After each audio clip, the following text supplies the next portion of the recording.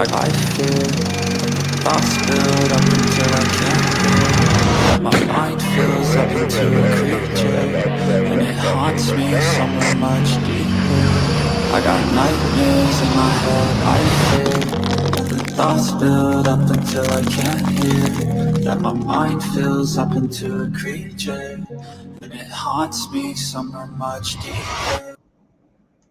Tonight, who killed JONBENET Ramsey? I did not have anything to do with it. I did not kill my daughter, JONBENET. The grand jury is hearing the evidence in secret. But now we reveal startling new evidence that our sources say police found. A child's scream on the fateful night. A surprising voice on the 911 call. Something mysterious about the ransom note. Are these clues that could help unmask a killer? You look at something and you figure out who wrote it, in essence. Yes, that's what I do best. And for the first time on television, an exclusive interview with the lead detective who just quit the case. Do the police know who killed JONBENET Ramsey? Elizabeth Vargas with provocative details you've never heard before. What happened to JONBENET Ramsey? Okay, welcome everyone to this anniversary special. We're approaching the 27-year anniversary of one of the most famous cases in America, if not the world, the JONBENET Ramsey case. Do I need to go this way? And it's quite interesting in the clip you just heard. What do you think Steve Thomas's answer was to, do the police know who killed JONBENET? This was in 1998, so very much within the live unfolding fabric of this case. It's very important to get the sort of footage which is happening in real time, not after the passage of time has passed and one has sort of selective memory and amnesia started to set in.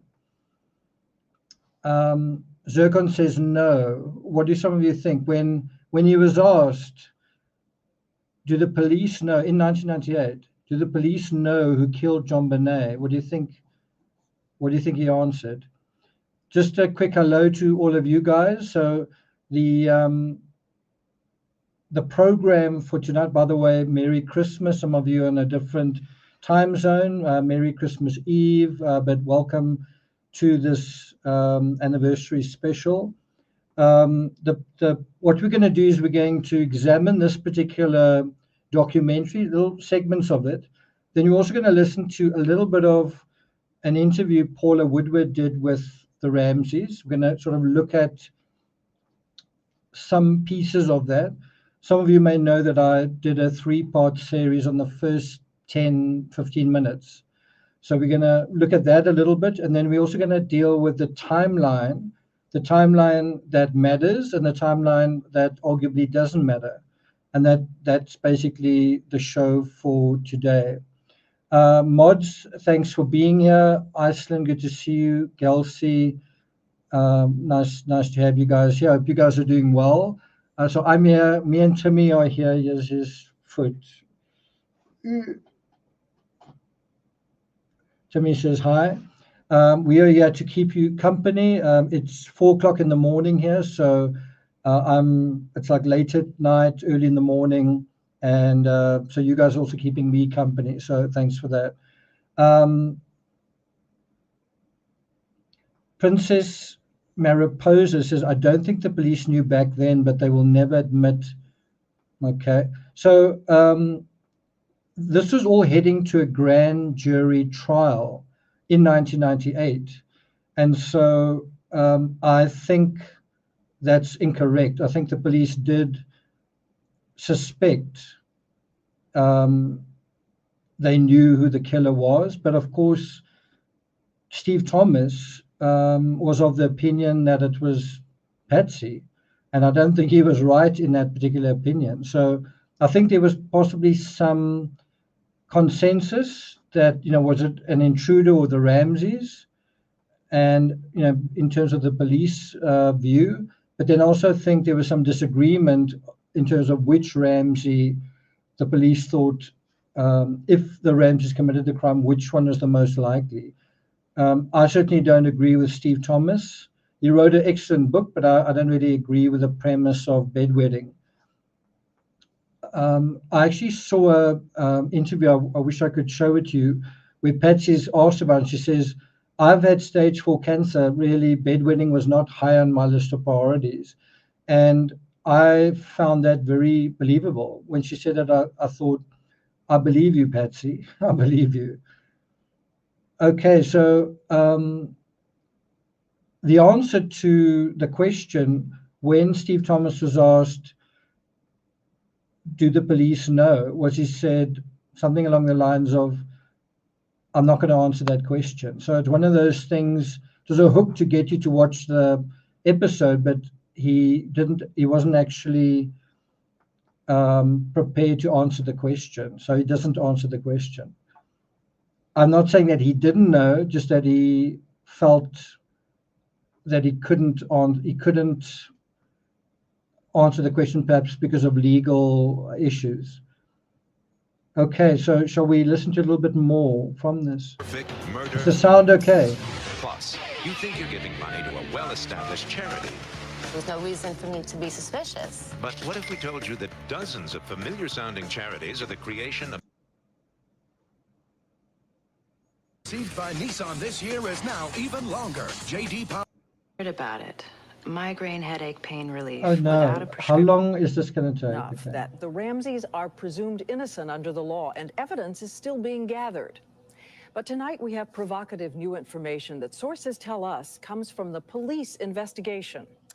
We also have the first interview ever with one of the lead detectives who served on the case from the beginning and who recently resigned in protest. And you'll find. So what's interesting in hindsight is what the media thought at this stage in 1998, what the kind of consensus was in the media in terms of who is the most suspicious, right? And what is also interesting is they say evidence is still being gathered, right? Because they were basically conducting a grand jury trial around about this time, 1998, going into 1999. What I also find kind of ironic is you see Barbara Walters, and in this particular episode, it seems like the I don't know if it's the pendulum, but the momentum is kind of against the Ramseys, that there seems to be a negative perception regarding them. And then when, about 2 or 3 years after this, when Barbara Walters interviewed the Ramseys, she was some people said that she was very soft on them. And that was based on, the perception that no charges had been brought against them. So it's interesting how the media can change course, change tack in a way. Find out why. A grand jury in Colorado is just beginning to review the murder evidence in secret now. But tonight, Elizabeth Vargas has the JonBenet Ramsey story with brand new revelations.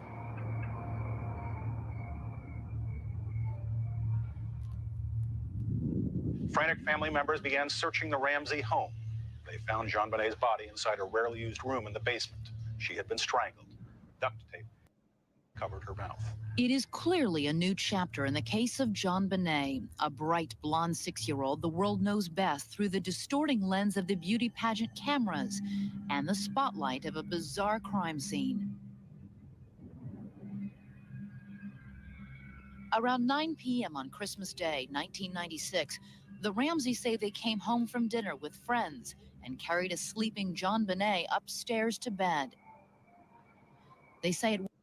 So something I want to just put on the table is it's 1998, and this reporter is simply reporting on the story. And one of the things she's saying is that the crime scene was bizarre.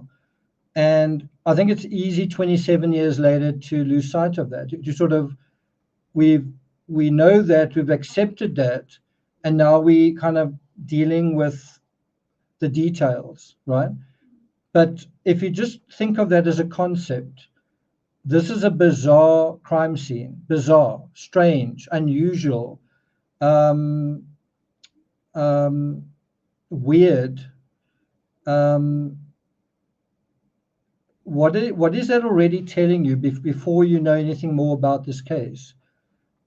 If you think about some of the crime scenes we've dealt with, let's say the Idaho 4 case in Moscow, would you call that a bizarre crime scene? It's not bizarre. It's grotesque. It's grisly. It's macabre. It's frightening. It's horrible. But you wouldn't really say it's bizarre. You wouldn't say, "Wow, it's really I can't really understand it," in the same sense as the JonBenet Ramsey case. Take lots of other cases we've dealt with. You wouldn't call them bizarre, and yet this case has got a lot of bizarre things going on. Not only during how can you put it, during the investigation, but for a long time afterwards. I mean, the grand jury indictments and then not following through, that was bizarre. The Mindhunter thing, and then the book disappears, that's bizarre.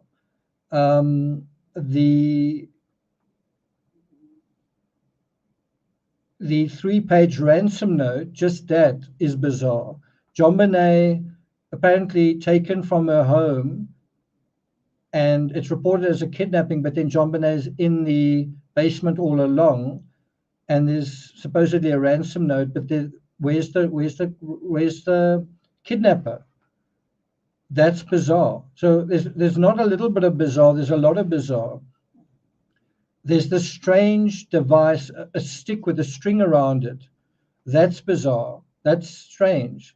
There's also a large fracture that JonBenet has suffered, and yet you can't actually see it. There's not really blood. There's not really obvious evidence of that. And even in the autopsy, it took a while to figure out that there was this injury. There are also other injuries that are, how can I put it? Some people say that they are so slight that it could be vaginitis, and others say are so severe that she was the victim of a severe attack. Which one is it between those two? Although this is not technically bizarre, it is quite strange that there's a little bit of confusion about how JonBenet actually died. Did she die from asphyxia, or did she die from a blow to the head? Which came first? What actually did happen to her? That's also quite bizarre. Most people that are killed, that are murdered, there's like quite a clear reason. They suffered a fatal gunshot wound.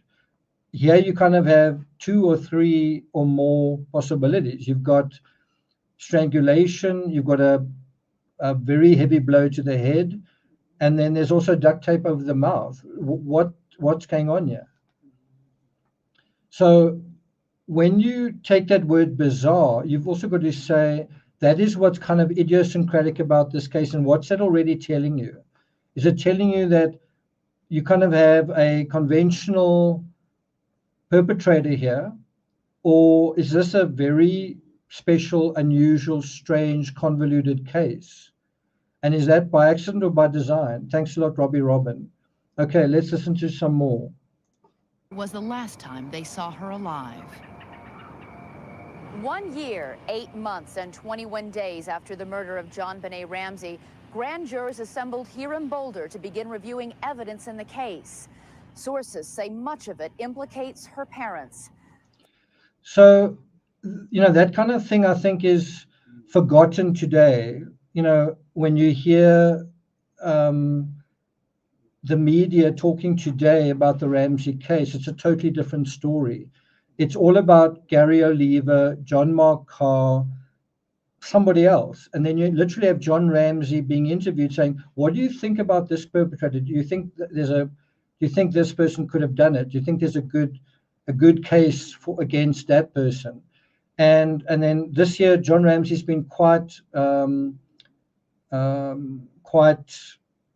busy in terms of the media narrative, quite involved, quite frequently a guest, not only on TV shows, but also in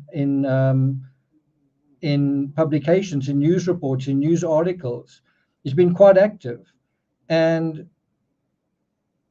that is why it's quite strange. You would say he must have an opinion on who he thinks killed JonBenet, because most of us do, right? John Douglas did right in the beginning. He said, I don't think the parents did it.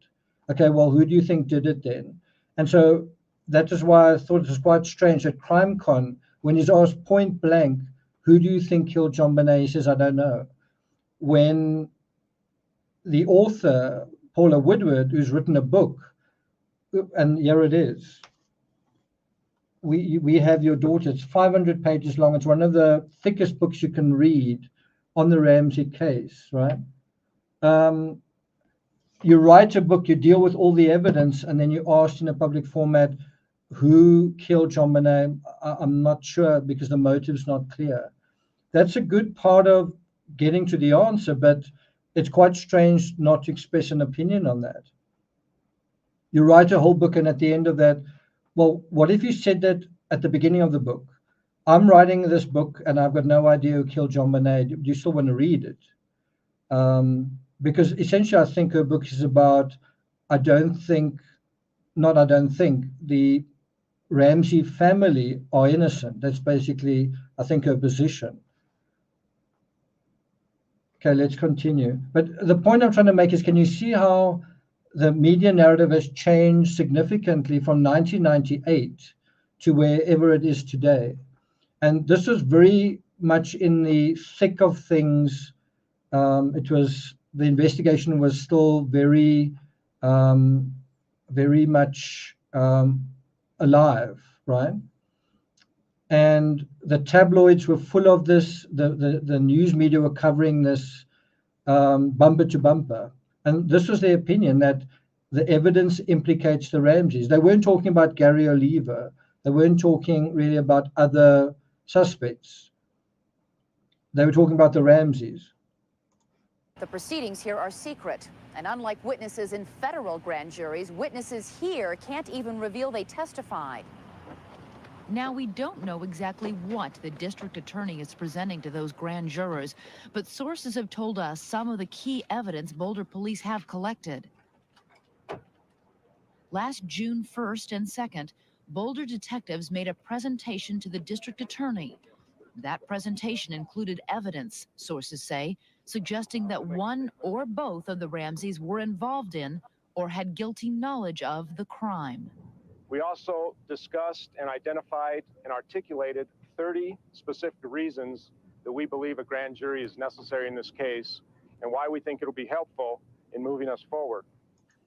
So that's quite a lot. They gave 30 rationales, 30 reasons, which is sort of based on the evidence that they'd gathered, why they were wanting to have a grand jury. And the whole idea was a grand jury to evaluate whether the Ramseys may have been involved, right?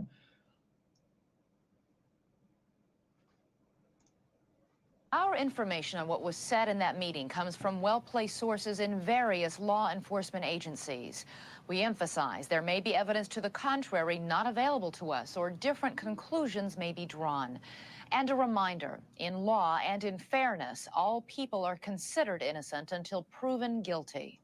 Important to bear in mind. So just to let you guys know, there's someone called Sky Blue who made a comment that I've now banned. I banned them and their comment from this channel. I don't know if anyone saw that comment, but if you didn't, also mods, please be absolutely very strict on this particular thing. And I really don't mind if you ban away. I think you know what I'm talking about. Just a reminder, if you make unambiguous statements of guilt, you can get banned right now from this channel. So if you want to get banned, that's the way to do it. You're allowed to say, I don't think this person committed the crime, but this is quite a legally sensitive case even today. So just another warning. Please don't make unambiguous statements saying X did it. If you do, mods have got my permission to ban you immediately. Okay. So if I see it, I'm going to be kicking you off, and if the mods see you, the same thing. Okay. We are here to discuss the evidence and to discuss the case. and it's not yet to kind of go, this person did it. We yet to try and understand the circumstances around the case. Okay. Sources say the in a ransom note nutshell, written by the alleged kidnapper is considered a key piece of evidence. Handwriting experts have ruled out John Ramsey and others close to the family. They have not excluded Patsy Ramsey, who has submitted several samples. The ransom note analysis, however, doesn't end with handwriting. So what's quite interesting with Patsy Ramsey was Patsy, they got John Ramsey's sample and they ruled him out. They said it's not John. And what I find quite interesting with people who criticize the handwriting analysis of Patsy is, if it was so bad, why didn't they say, oh, you know what, maybe John could have done this. Let's get another sample. Let's get another one from John. But they got instead several samples from Patsy, but they felt some of it is basically taking us in the right direction. In other words, the basic size and spacing of the handwriting is interesting, is similar. The letters themselves, though, are kind of different, but we are still seeing similarities in terms of that, which is also idiosyncratic to our handwriting. You make a very individual decision when you write things down, how much space to give your letters in terms of each other and your words in terms of each other, and then also towards the margins. That's quite an individual choice. And the people analyzing her handwriting were saying, we seem to be seeing patterns of that. But the problem is we're not seeing something that we need to be seeing. We're not seeing enough consistency in certain letters. And so they weren't sure whether was Patsy disguising her handwriting, was Patsy, what was going on? And so eventually they realized, let's ask Patsy for a sample from her left hand. And it was that sample that eventually provided what they were looking for, some of these matches, right? And that's not the only thing. They were finding also things in the ransom note that made them think that it was a woman, that it was an educated person, that it was someone who watched a lot of movies, and so on and so on. And what's quite interesting with John Douglas was John Douglas thought, I think a man wrote this. I think a man wrote this, and also I think the man who wrote this wrote it before he committed the crime. He wrote it first. And I must say I don't agree with either of those positions. And when I came into this case, by the way, here's one of John Douglas's books, Law and Disorder. There's another one of his books, Mindhunter. If you've been seeing photos of the book, the photos that I took, right? If you've been seeing highlights, those are highlights that I've made. But when I came into this case with Lisa Wilson, and we wrote this book, right? The Craven Silence. I was very intimidated, for example, by John Douglas. I thought, I really respect him. I'm pretty sure he's 100% on what he's saying.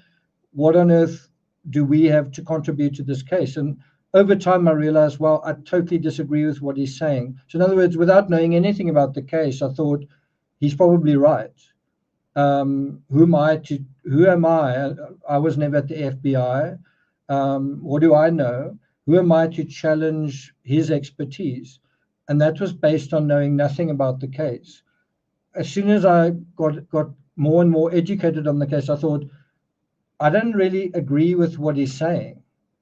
And then I would cover other cases, the West Memphis 3, Amanda Knox, etc., and feel the same thing. Wow, I really don't agree with his position there.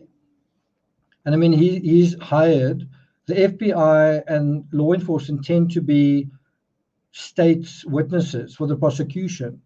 And he was being hired as a defense witness to counter the prosecution. And that's exactly what he did with the grand jury here. He appeared as a defense witness, and a very credible one, or apparently very credible one. And so from a mile away, if you said, well, John Douglas thinks the Ramseys are innocent, you'd be like, yeah, well, that must mean they are innocent, right? Isn't that how many of you have thought about this case? Just in terms of that. If John Douglas gives them his vote of approval, well, then that's it. It's pretty clear. He's a world-renowned expert. Detectives enlisted the help of this man, Professor Donald Foster of Vassar College. You look at something and you figure out who wrote it, in essence. Yes, that's what I do best. Foster analyzes not the handwriting, but the text, the content, and syntax. Use of language, grammar, source material, borrowings, political or religious opinions, and... So that is really interesting, and I've kind of mentioned that during my analysis of the Ewerman note, the Ewerman letter, and I must say it was quite humbling to see how few people really gave a shit about that. It's like, first of all, what do you know about handwriting? What do you know about statement analysis in terms of me? And that's totally irrelevant to the Ewerman case.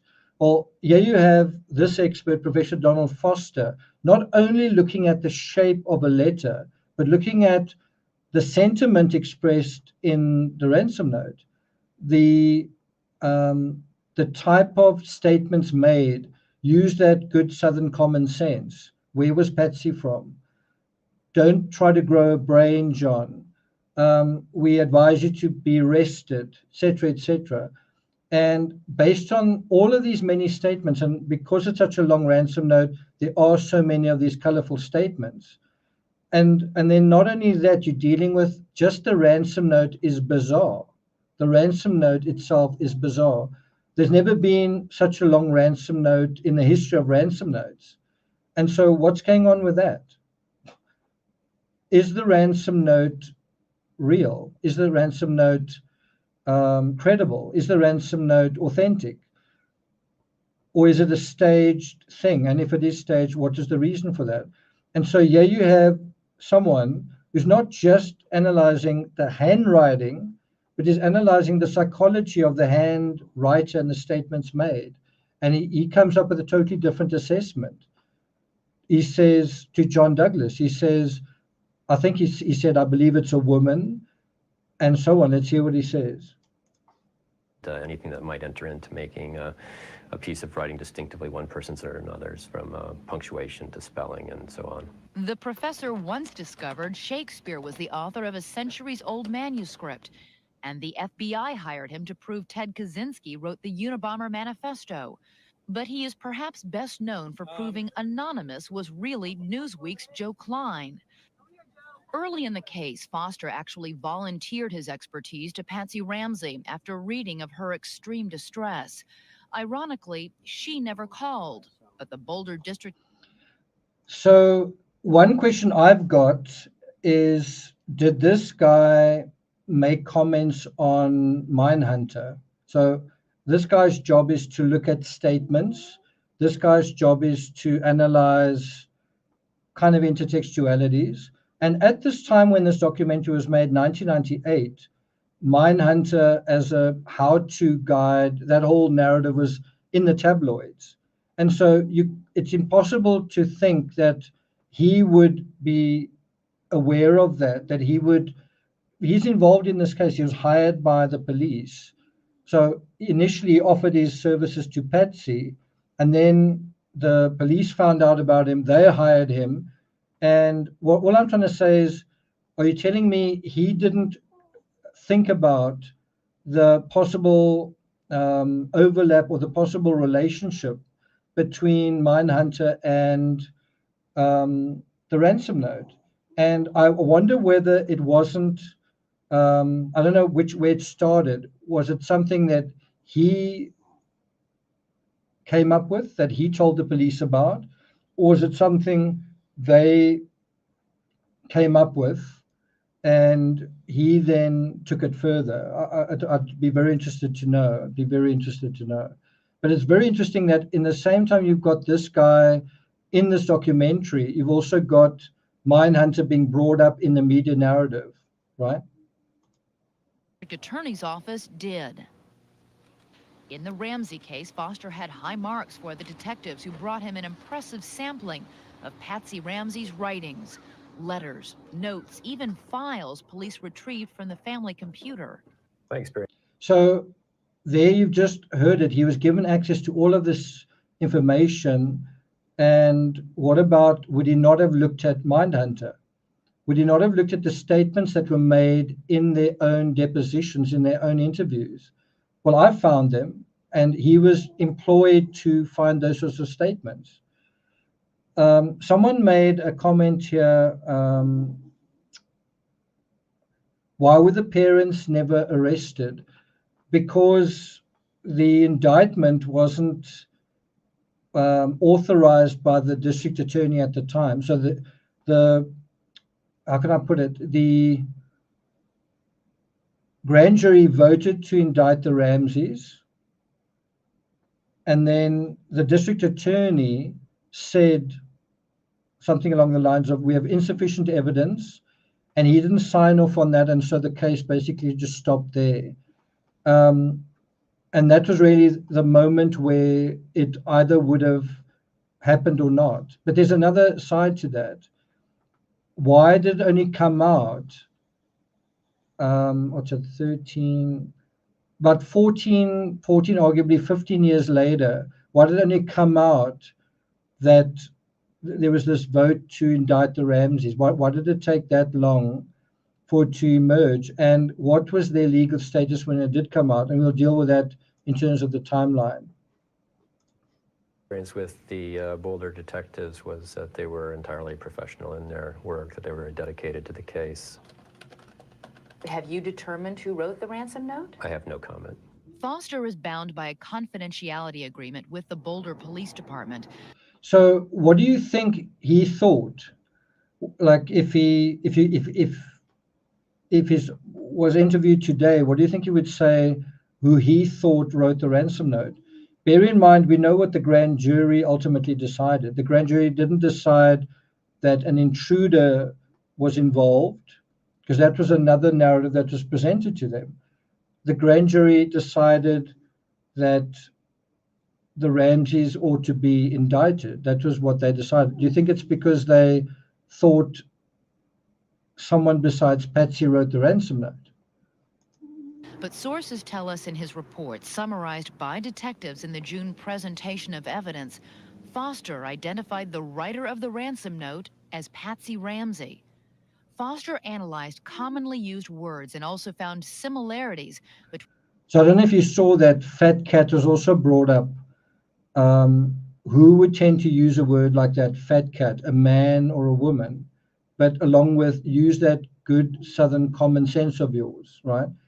I just want to look here. Someone says, Chelsea says, please refrain from making accusatory comments. Let's see if I can find a couple. Someone says, who wrote the notes on the pages of Mindhunter? I did.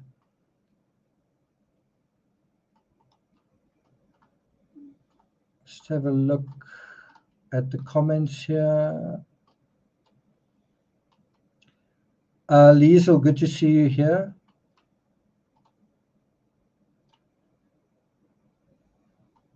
Robbie Robbins says, my partner's snoring next to me. Okay. Shakedown says, remember starting our investigation, reading the parents' transcripts for the first time. I read John, you read Patsy. Mind was blown. Those transcripts are gold. Absolutely. I mean, I was kind of going through those transcripts in the last couple of hours. You keep finding things in them.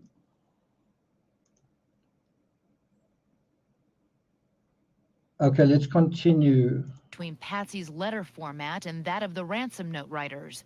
The indentations and punctuation, especially the repeated use of the exclamation point. We looked back through our own archives and found two samples of Patsy's writing. This 1996 Christmas letter peppered with exclamation points, and this 1978 photo with a two-line note, each sentence ending in an exclamation point. So let me ask you, do you think men or women are more likely to write with exclamation marks? Let me ask this kind of in a slightly different way. If you asked John to write whatever, a Christmas letter or a letter to the staff at Access Graphics, or some kind of, let's say, Christmas card, who do you think would be more likely, just between John and Patsy, to use exclamation marks? What do you guys think about that? Also, without being a rocket scientist, does Patsy come across as the kind of person who's full of exclamation marks? I just mean in terms of how emphatic she is, how intense she is, how full of exuberance she is, how, in a way, southern she is, right? In some ways, Patsy is a very likable person because she's so flamboyant, so expressive, so colorful, right? And so just the exclamation marks on its own is telling you a heck of a lot about the ransom note. And I certainly understood that as a writer. I learned very early on at school, that if you want to dilute the strength of a statement, use the word very. Like if you say he was angry, that is a much stronger statement than saying he was very angry. The very almost weakens it, because very has become a useless word in a way, right? And also exclamation marks, use them only when necessary, because if you use them constantly, eventually it has no meaning. Like if you say Merry Christmas, exclamation mark, I hope you're having a fantastic holiday, exclamation mark. Whereas if you used it once and you were saying I'm so happy, that would kind of stand out. Otherwise it just gets lost in kind of a noise of emphasis, and it almost feels like that noise of emphasis is really kind of just an appearance, not really how you truly feel. But the point is that just in terms of exclamation marks, and you can look at the way Patsy writes an exclamation mark and how the exclamation marks appear in the ransom note. Are they the same size? Are they the same slant? Are they used often? What's the answer? Well, yes, yes, yes, just exclamation marks. Then you say, oh, did Gary Oliva use a lot of exclamation marks? Oh, we forgot to think about that. Oh, okay. Anyway, since we're dealing with Patsy, let's see what she says about a couple of things.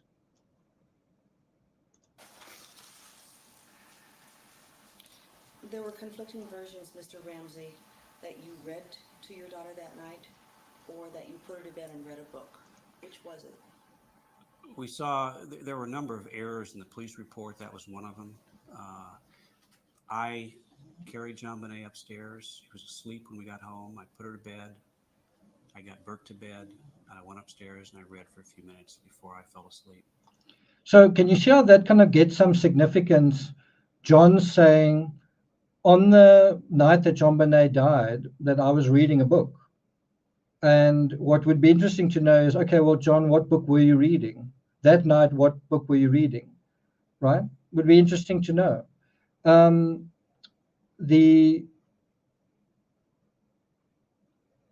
Okay, so I actually wanted to play this clip from Patsy. So let's deal with this one. Can you guys hear okay?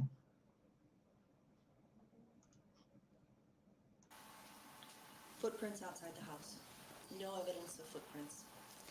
I think it said no footprints in the snow. And we have seen photographs that were taken the morning of the 26th. By the police. By the police, of each of the door entries and around the house, and there was no snow. So what I want to, okay, it's a bit low. If it's low, I can just not do any more analysis on it, and then it's not going to be a problem. But I don't know if you could hear, she was asked, so when Paula Woodward asked the question, it is very soft. It's a lot louder when Patsy answers, but Patsy's asked about the footprints in the snow. Sorry, about there were no footprints. And then she provides the detail. I think they said there was no footprints in the snow. And then she provides very specific information saying, we saw photos and there was no footprints in front of every single doorway, right? Well, what you really want to look at is were there footprints by the grill, because it wasn't that supposed to be the access point. The thing that stands out to me so loud and clear when you watch this interview is how detail-oriented the Ramseys are, both of them. Extremely detail-oriented people.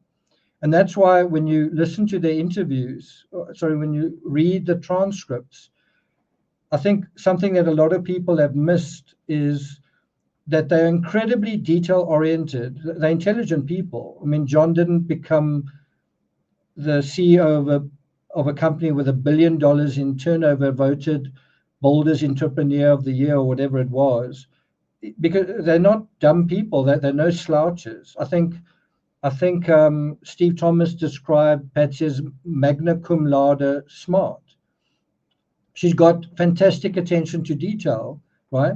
I'm going to play this clip again and just think about the question, was there snow, blah, blah, blah. And all Patsy can say is, no, I don't think there was. But she goes into a lot of detail. Now, you take just that idea and you say, is there a lot of detail in the very long ransom note? Is there a lot of detail in this case that is so bizarre? Isn't it bizarre because it's so full of details? Isn't it like one of the details is the suitcase pushed under the open basement window, had a towel inside it and other things. I'm not going to talk about that here, but those are additional details. And that is, I think, something, if you know this case well enough, you should know what I'm talking about, that Patsy is a very detail-oriented person. And so when questions are asked like, did you know what book Patsy was reading? Well, if you're detail-oriented, you should know. Do you know what book John was reading? Okay.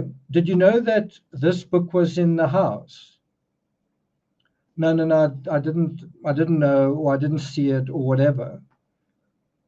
And so, like, you have the same detail orientation from the Boulder police, who go to the scene and they take photos of the book at the scene. Unfortunately, we haven't seen them. We haven't seen those particular photos, but apparently Lou Smith did see them, which is why it came up in the narrative. And what's so interesting is, in a book like this one, the whole Mindhunter thing is dismissed as a rumor. It's dismissed as a rumor. And so ABC they're reporting on a rumor. Okay. Anyway, let's play that clip again about the snow. No evidence of footprints. I think it said no footprints in the snow. And we have seen photographs that were taken the morning of the 26th. By the police. By the police, of each of the door entries and around the house, and there was no snow. Urban myth. Okay. So I would like to know, I think Jean Karras is in the house. Jean, you are in Boulder right now. I'd just like to know, is it snowing? Is there, if you step out your home right now, is there snow? I'd just be interested. David says no snow. So it's like this idea that, you know what, there was no snow whatsoever. It was the middle of winter. This is Boulder, and I've been to Boulder, and Boulder's right next to kind of the Rockies. There was no snow. Doesn't no snow mean like zero snow? Isn't that how, if you trying to be specific about it, if you say there was no snow, you mean there was zero snow? And yet in crime scene photos, you do see snow. Crime scene photos of the outside of the house. So that's Jean's answer. She says, yes, right now there's a little bit of snow lying around from the last snow. And we're now at Christmas 2023. And I guess you can ask the question, every year around this year, is there sometimes snow around Christmas time in Boulder, Colorado? And so really, are you going to answer, there was absolutely no snow? Okay. There was snow in Boulder when I was there in November. I was, in fact, trying to dodge a storm a snowstorm when I was there in November.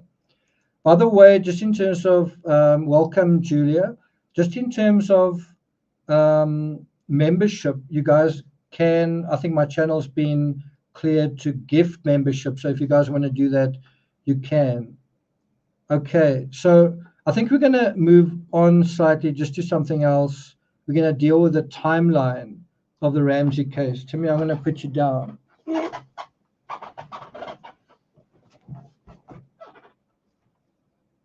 Timeline of the JonBenet Ramsey case. And can you see in this, move myself that way. No, I don't want to block out JonBenet, but maybe if I move it a little bit more this way. Okay. So this timeline was provided October 14, 1999, immediately after the news of the no indictment, right? So following this idea that there was no indictment, the Denver Post came up with this timeline, and we're going to go through it. I'm going to blow it up in a second, don't worry. We're going to go through it, and then I'm going to abbreviate it to the important timeline. Okay, are you guys ready?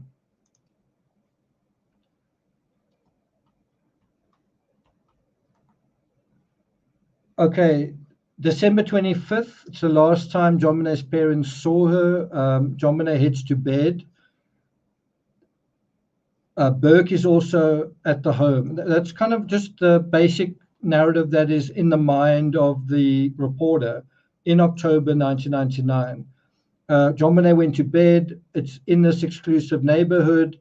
The 9-year-old brother is also at home. Next day, Patsy gets up to make coffee. She reports finding a 2.5-page note. The Ramseys call the police. They begin an investigation into what they believe is a kidnapping. John Ramsey searches the home. Hours later, discovers JonBenet's body in a spare room in the basement.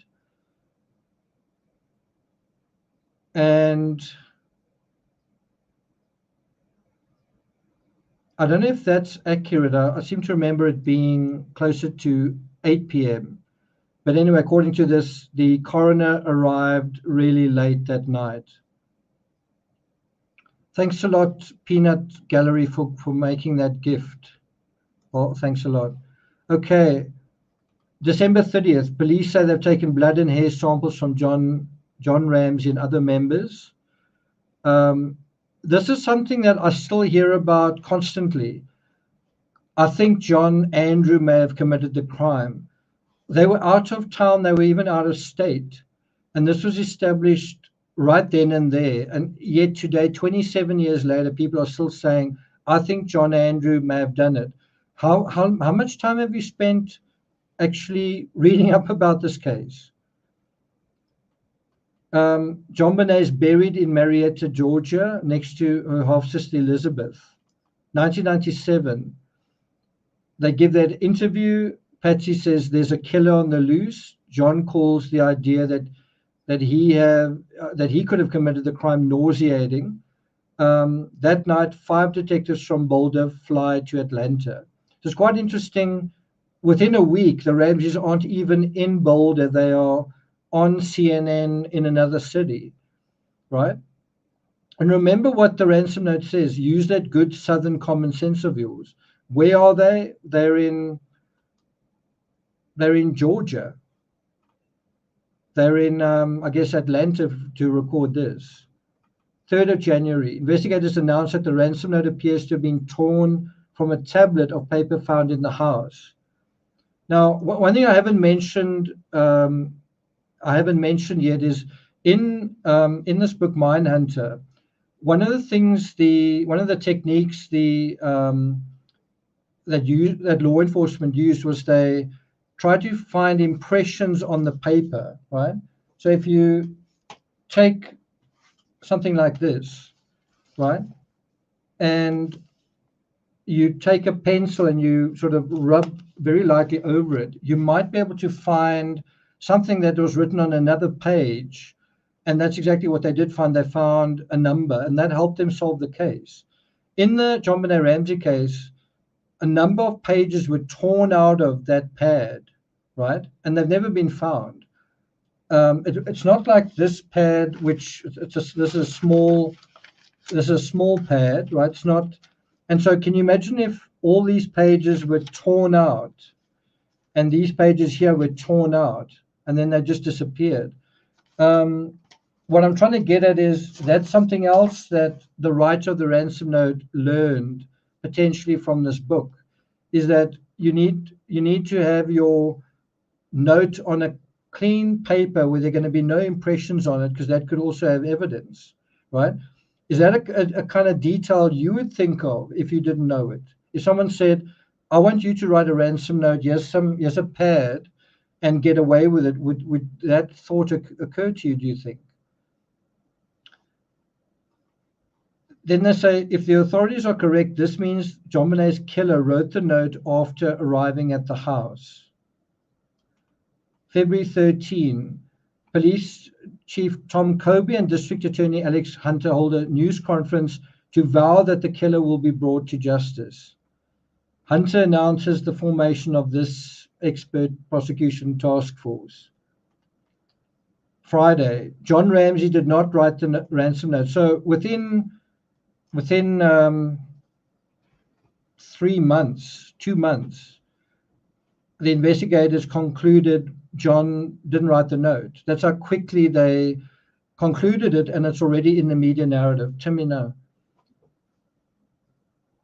And at this same point, they were already thinking they can't decide. They didn't say Patsy wrote the note. They said we can't exclude her.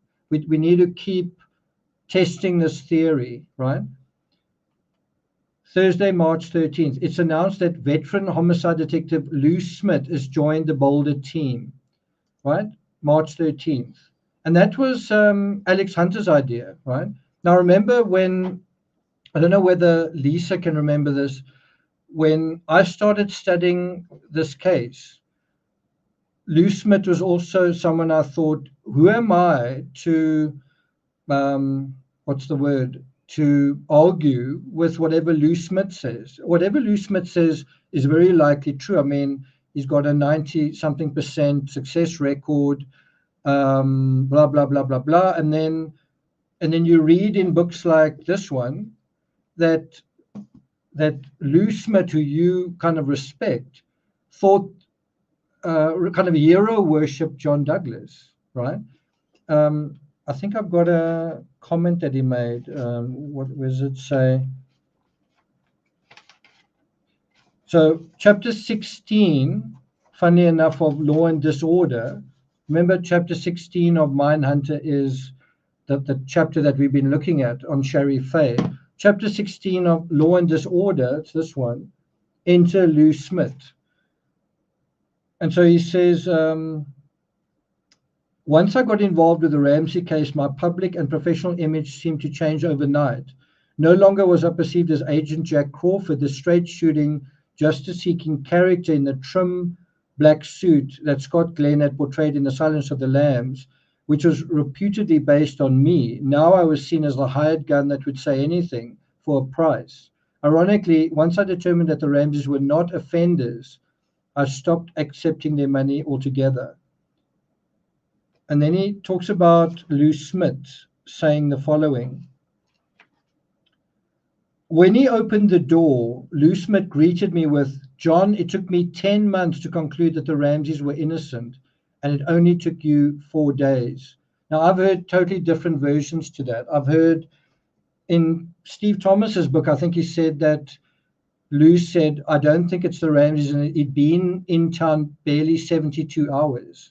So I don't know, I find the different narratives really quite interesting. But the point is, so if you coming into this case, as I was and as Lisa did, and you want to add value to it, you want to add insight, and you've got legends like Lou Smith, who himself is beholden to like a worldwide superhero in true crime, John Douglas, and they both think the same thing. And you think, cheapers, I think I need to butt out here. What do I know? I don't think I can contribute anything here. And the shocking thing was that, as I say, as you start to figure things out for yourself, you realize I totally disagree with what they're saying. And not only do I totally disagree, it seems a little silly what they're thinking. Seems a little silly. And that was quite a shock. And it's kind of quite validating to realize, you know what, I was really intimidated, but now I see that I think it's necessary that I need to talk about this case, because I don't think an assessment that everybody believed from very credible people, I'm not sure if that assessment is necessarily true. And you might say, well, who are you to say that? Well, the grand jury said that. Lou Smith and John Douglas testified during the grand jury trial, and John Douglas talks about it, right? He talks about, I testified before the grand jury. Well, guess what? The grand jury didn't accept his version of events, or they didn't, whatever he contributed didn't lead the grand jury to think the intruder version was credible, which is an indirect way of saying they weren't convinced by his expertise or by Lou Smith's expertise. Interesting, isn't it? And yet from a distance, when there was we don't know what the result was of the grand jury, everyone assumed that, oh, well, if there wasn't a result, it must mean that they were right after all, right?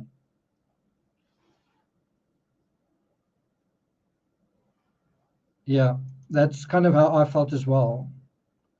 That's how I felt as well.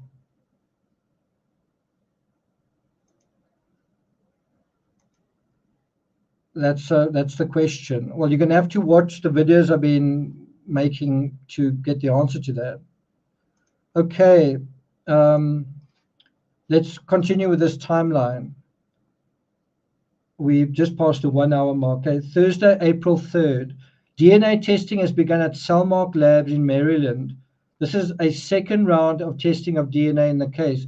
Now, you'll hear the Ramseys talking constantly about why don't they test the DNA? Well, the DNA testing started as early as April. Even before they spoke to the Ramseys, they were testing DNA. I'm talking about where the Ramseys agreed to sit down for a formal interview. They were already testing DNA. Boulder DA Alex Hunter, for the first time, publicly identifies John and Patsy as the focus of the investigation. That's a bit of a surprise. So it took the DA almost 4 months to say, you know what, we are actually just looking at John and Patsy. We may need to actually talk to them. It took him 4 months to do that, which I think is quite interesting given what ultimately happened in this case. Couldn't he have said that in the beginning? We are focusing on the Ramseys because they were focusing on the Ramseys early on. What would be wrong with saying that?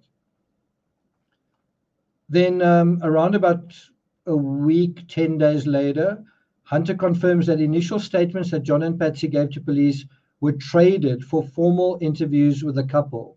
So in other words, there was like a transaction.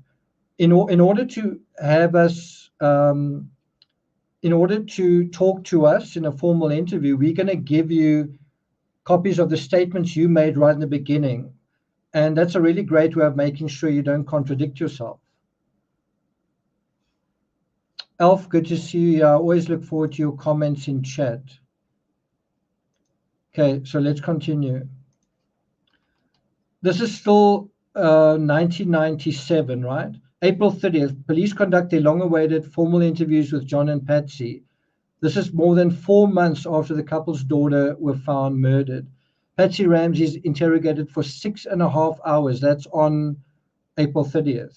And that's the first of 2 interviews. Her husband is interrogated for approximately 2 hours. What does that tell you? Well, that they're not only focusing on the Ramsey couple, but they really are focusing on Patsy Ramsey, right? And the police then don't release any statement about the interviews. May 1st, John and Patsy give a big interview. It was like a press conference. Everyone's there.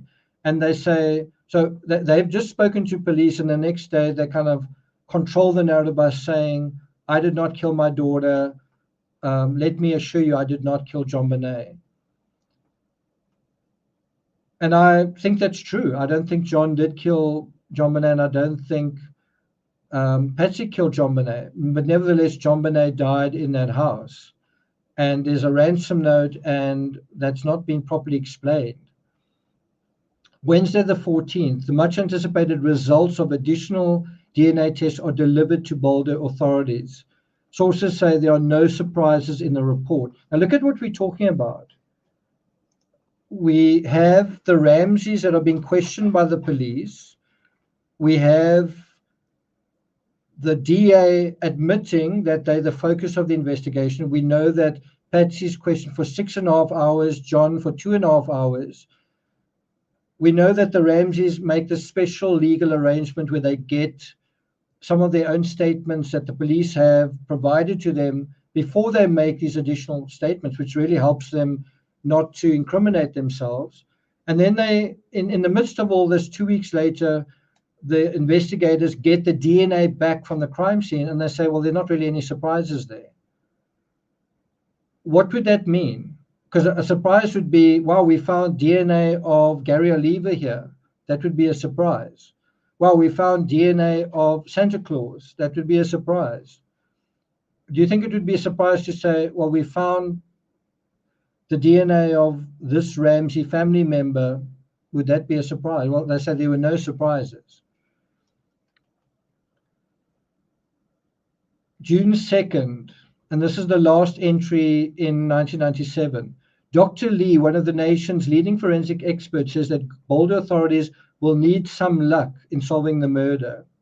Well, that turned out to be pretty portentous. It was a very true statement to make. It was a very true statement to make. I don't think they realized what or who they were up against.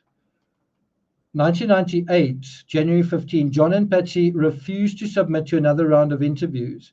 Now, what I always find interesting is when they are interviewed today and when they were interviewed in 2000 and when they're asked on this question of cooperation, it was said that you didn't cooperate. Of course we cooperated. We spoke to law enforcement.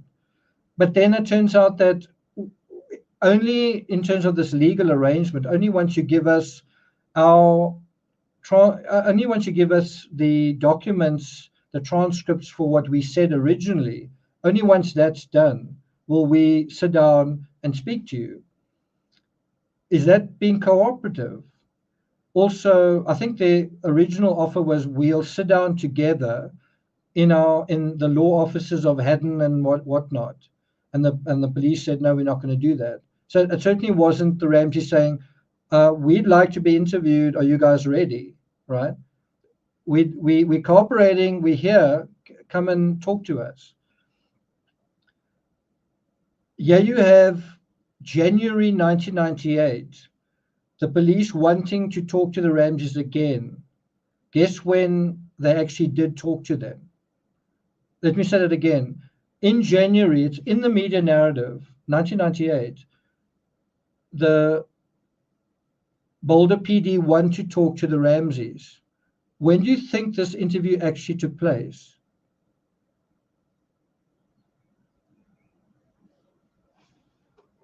Zircon says, who gets to negotiate like that? People with very powerful lawyers. Wealthy people with very powerful lawyers. So the answer is that the interviews in 1998, I think, happened in June. So it took 6 months from the time the cops wanted to talk to the Ramseys to the time that eventually happened. Governor Roy Romer rejects a request by the Ramseys to appoint a special prosecutor. End of January, more than a year after their daughter was murdered, the Ramseys turned over to police the clothing they were wearing the night before JonBenet was found dead. That's quite interesting. A year passes before they give them the clothing. Do you think the police forgot to provide the, do you think the police forgot to ask for the clothing? It says here, 2 months after police made the request, they received 2 shirts, a pair of pants, and a sweater. Do you think that the shirts, pair of pants, and sweater, do you think that includes the jacket Patsy was wearing? Do you think it includes the shoes Patsy was wearing? Do you think it includes the gloves Patsy was wearing? So, in other words, when the authorities asked, can we get the clothing that you wore, did they get all the clothing? Did they get all the clothing? And the answer is no. Did they get Patsy's clothing? I don't think so. Bear in mind, it was a very cold night. A shirt isn't going to be everything that was worn. And I do wonder, these 2 shirts, a pair of pants, and a sweater, it sounds almost like it was all John Ramsey's clothing. I'm guessing. I can't quite tell. Stephanie, good to see you here. Welcome. Okay, let's go back to this view. Thursday, February 6th, friends of the Ramseys joined together in an investor group to buy the couple's Boulder house. March 12, after looking for the killer of JonBenet for 15 months, police say the best bet is a grand jury investigation. And they formally call for a probe after conferring with DA Hunter. Now we're at June. Mark Beckner, the lead investigator, reports that he is excited about the test results recently received on evidence taken from the Ramsey home. There were some significant results. Do you think that means they found really interesting, shocking, surprising, compelling evidence of an intruder or something else? Because bear in mind, they're saying they focused on the Ramseys. So if they focused on the Ramseys and they're finding significant results, does that mean that exonerates them? I mean, if they're trying to get a grand jury thing going, is it because they think the more we investigate, the less evidence there is? June 23rd, although he's ascending to become Boulder's new police chief, Beckner says he will remain connected to the Ramsey investigation. But he warns the city's most notorious case has no magic answers. So he's being kind of promoted while all of this is going on. June 24th, John and Patsy returned to Colorado for interrogation by district attorneys, investigators, and are reportedly questioned together and separately. So it's actually here, June 24th, that this comes up, right? They weren't asked anything about Mindhunter in April, in the first series of questioning, nothing about that. And it was because there was so much evidence to go through, so many photos, that such a labyrinth they had to figure out all these details. They're trying to figure out, where does this make sense? And bear in mind, you might have 100 books and you might say, well, maybe the books have got nothing to do with this. What if one does? How long is it going to take you to find any answers to that? And so by January, it took 1 year to come to the point where they realized, wow, I think we need to ask about Mindhunter. And bear in mind, they know at this point that John Douglas has been hired by the Ramseys as well. So I just want to reiterate, June 24th is when this interview occurs. January is when they were asked to submit to a round of interviews. And I wouldn't be surprised if part of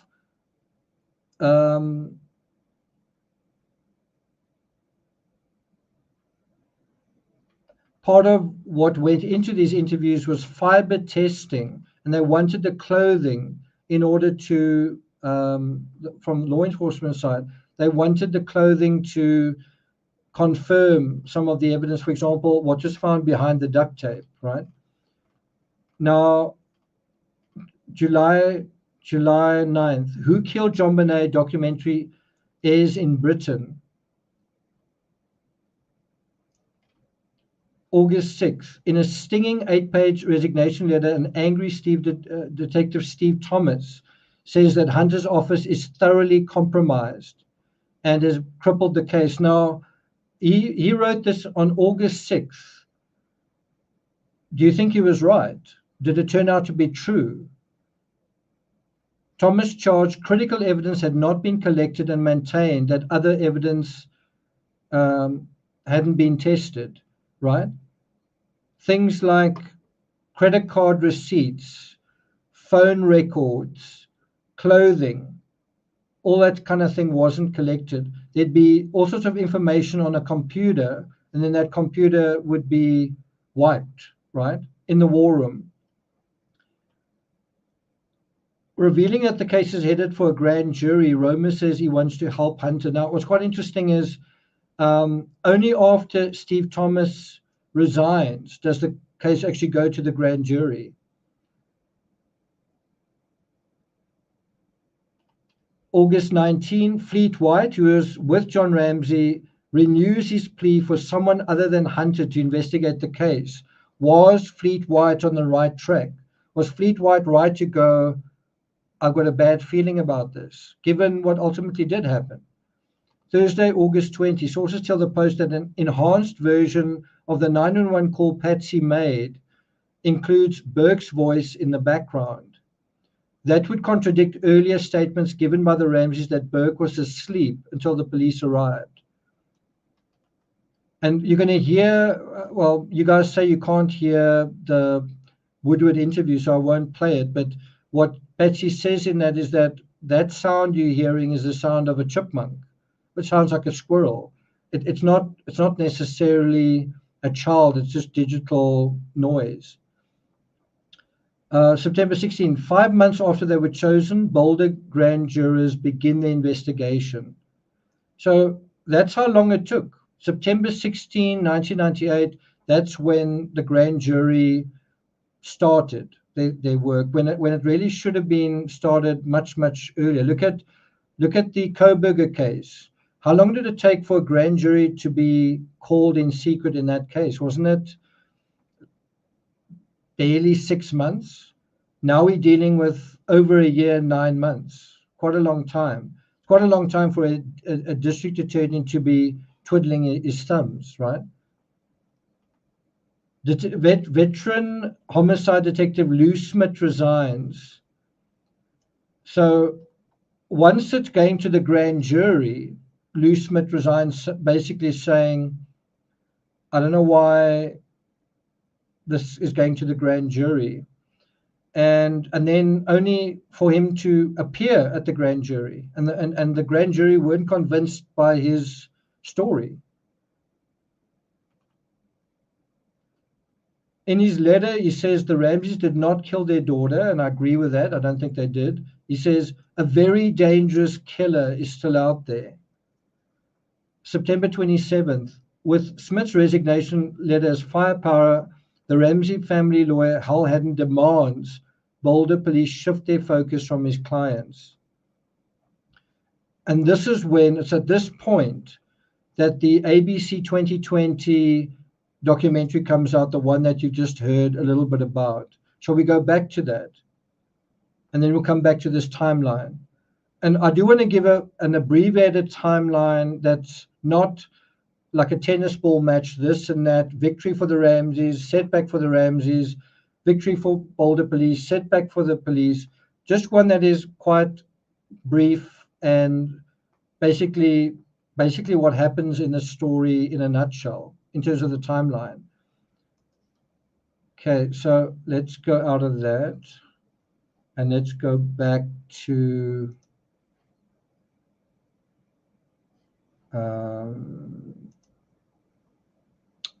where is it? This one. Also, sources say as many as 250 books were cataloged and photographed from various rooms in the Ramsey house. In the event, they yielded possible clues. At least one book found in the bedroom did. Mindhunter by FBI profiler John Douglas. In Chapter 16, there is a case of a young girl who was kidnapped, sexually assaulted, and suffocated with duct tape. When the killer called the mother, he began with the words, "Listen carefully." The same two words begin the ransom note. Patsy Ramsey has said she found the note at the bottom of the back spiral staircase. She has said she read it and then called for John. In an interview for A&E airing tomorrow night, John Ramsey recalled his reaction after he read the note. That was the worst moment. Was suddenly realizing that someone had your daughter, your child, and has taken her, and she was gone, and we didn't know where she was, and it was dark, it was cold outside. But there's something curious here. According to a source, there are no fingerprints on the ransom note. Not Patsy Ramsey's nor John Ramsey's. The question is, if the Ramseys held the note to read it, where are their prints? Where are their prints? Where are their prints? So can you imagine me picking up this piece of paper and now I'm actually wearing gloves? Why on earth would I do that? How would I know to do that? What would be going on? Did the ransom note write, let's say Gary Oliva wrote the ransom note, did he wear gloves, but then a day later he says, I did it, it's me. But you went to all the effort to make sure no one would figure out it's you. You didn't leave any DNA, you committed this perfect crime, and then the next day, it's me, okay. And of course he doesn't say, I killed JonBenet, he said, I hurt someone, I hurt a little girl or something like that. And then that is turned into, he confessed. And then when he's asked directly, oh, did you kill JonBenet? No. Then when he's caught with a stun gun, they say, have you ever used the stun gun on a child? No. But I thought it's so obvious. So I think that is true. Whoever wrote the ransom note wore gloves. Whoever wrote the ransom note was very clearly trying to stage. And that's another thing. If you're going to do handwriting analysis, maybe you need to put gloves onto the person whose handwriting you're testing, right? If the gloves fit, you can't acquit. Sorry, that's a bit of a clumsy one. So can you see how different the media narrative was here in 1998 when all these legal processes were very much underway, right? Can you see how totally different it is here? And this is a year and a half into the whole thing, more than that. Do you think that Gary Oliva should have been part of this media narrative? Do you think he should have been the #1 prime suspect? Because the other way of looking at it is saying, what was Gary Oliva doing while the Ramseys were being implicated? He was kind of saying, it was me. Okay, well, a terrible thing's happening. These people are being implicated. You want to confess to this crime, well, now's your chance. Well, then why didn't he? When this was on TV and there was another thing going on. Another thing that's interesting is, I know when we researched books like this one, The Craven Silence, in 2016, the Ramseys would appear again and again and again and again in A&E type documentaries. And you'd kind of have a situation where someone would bring out a documentary that was not necessarily biased one way or the other. Let's say it was ABC, or let's say it was CNN or whatever. Then they'd bring out a documentary where they appear like in real time, and they basically counter what they expect is going to appear in that documentary. And what was going to appear was Burke footage of Burke Ramsey, which had never been seen before in like 20 years, being asked questions and them answering questions, and them trying to preempt that and saying, pay attention to us, listen to this, these are suspects, let's look at them, blah, blah, blah, blah, blah. But what I remember was A&E were a big part in terms of providing apologia to the Ramseys in that time. And this is one of the first instances I've seen of it, is ABC come out with their documentary here. And then right after that, A&E, the Ramseys stick up their hands and say, interview us, we want to talk about the case. What's actually taking place? Well, the media narrative is being influenced. The media narrative is being controlled, right? Does that make sense? I don't know if you guys follow what I'm saying. There were so many, especially in 2016, I think there were three different A&E documentaries from the Ramseys. I don't know if you guys remember that.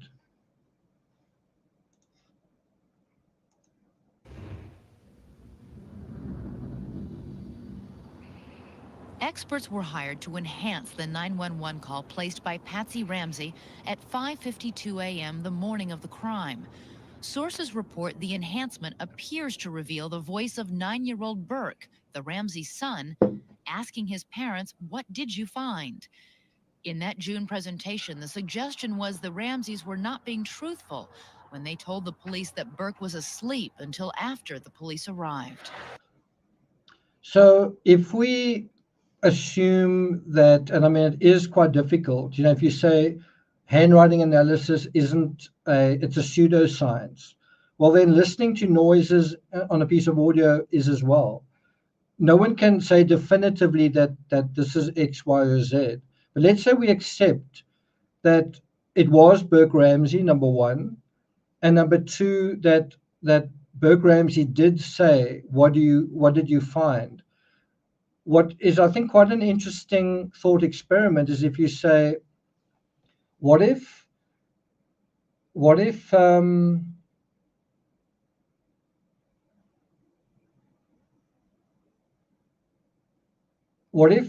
the Ramseys were saying, well, Patsy was saying on the 911 call, there's a note here and my daughter's gone. There's a ransom note. It says SBTC victory. And then Patsy's kind of trying to get off the phone. And if Burke is standing there, it's like, what? What did you find? In other words, I didn't know that there was anything about a note. And it's quite interesting, just that whole idea that Burke may have been referring to the ransom note. If he was anywhere near John and Patsy when the 911 call was made, it's an if. If he was, and if he heard, then he would have heard,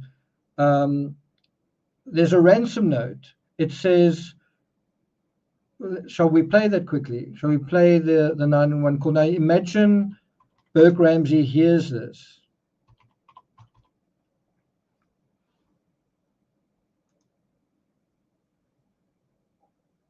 Pagan Pastry 911 call. No, Patsy Ramsey. Slightly different.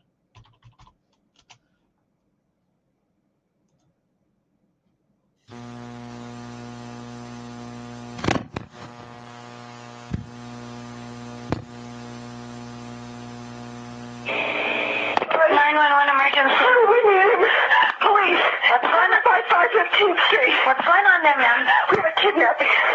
Hurry, please. Explain to me what's going on, okay? There's a note left and our daughter's gone. A note was left and your daughter is gone? How old is your daughter? 6 years old. So imagine if you are listening to this call and your mother says, a note was left and my daughter's gone. Wouldn't you say afterwards, what did you find? A note was left and my daughter's gone. What did you find? And then the operator herself wants to know a bit more about that. She's gone. 6 years old. How long ago was it? I don't know. I just found the note. And my daughter's dead. And do you hear what the operator says? I just found, sorry, Patsy says to the operator, I just found the note. And then what was apparently said? What did you find? You found a note. Say who took her? What? Does it say who took her? I don't know. There's a ransom note here. It's a ransom note? It says SBTC. Victory. Please. Okay, what's your name? Are you Patsy Ramsey? I'm the mother. Oh my God. Please. I'm sending an officer over, okay? Please. Do you know how long she's been gone? No, I don't. Please, we just got out. Is she right here? Oh my God, please. Okay, well, somebody. I am, honey. Please. Take a deep breath. Please. Okay. Hurry. Patsy. Patsy?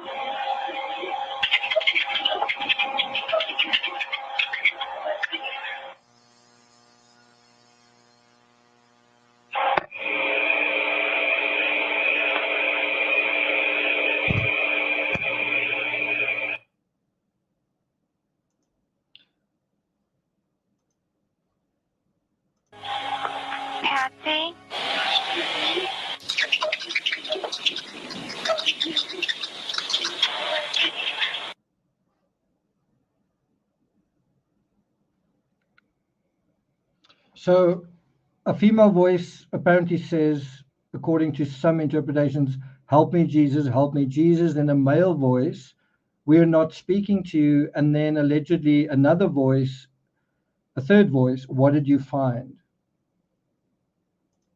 So that is really what's being reported in this documentary in 1998.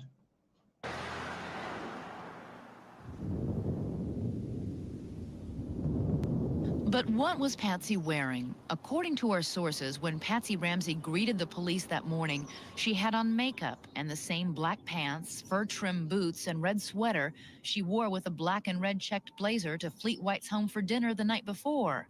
Sources say the police theory presented in June was that Patsy Ramsey never went to bed that night. According to sources, a forensic pathologist concluded JONBENET was first hit on the head with a blunt object, consistent with the shape of the head of a flashlight, and she was immediately knocked out. So I must say, I don't really subscribe to that. I don't think the flashlight was used, just my personal opinion.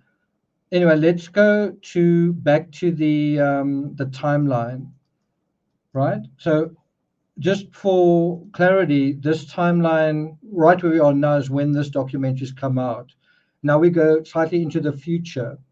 In the interview, Thomas gives his first interview, calling the case disheartening. October 13, the grand jury begins hearing forensic evidence, including analysis of handwriting, DNA, hair, and fibers found at the scene. Now, I don't know if you have followed the narrative in the last couple of years, but you kind of hear this thing of that, why don't Boulder police test the DNA evidence? The Boulder police are so inept, please give the case to somebody else. Guess what? DNA was heard during the grand jury trial. The handwriting was analyzed. What do you think the grand jurors decided? Do you think they decided that Patsy didn't write the note and that somebody else did? Also, they analyzed hair and fibers. Did the hair and fibers belong to Patsy, who was wearing certain clothing, including beaver fur, or did it belong to somebody else? October 20th, John Ramsey returns to Colorado for a deposition in a civil case filed against him by photographer Stephen Miles. Miles has accused Ramsey of libel after 2 articles labeled him that and where he'd said that. Now, remember I said not that long ago, I quoted a question that was asked to John Ramsey, who do you think killed your daughter? And he said, I don't know. Well, on October 20th, he'd told, I guess, the media had somehow gotten this information that that it was believed that this photographer had killed JonBenet, and then this led to a lawsuit, and John actually won the lawsuit. I think because what was found was that he didn't accuse Stephen Miles. It couldn't be proved that the accusation was made maliciously. That was, I think, the basis of it. But this is what was going on October 20th, was that it appeared that the Ramseys were suggesting certain witnesses, and this was then reported in the media. October 29, grand jurors tour the Ramseys' former Boulder home. Now, what's quite interesting with that is, look at where we are with the Koberger case. The house is going to disappear in that case. And look how important the Ramsey home was to the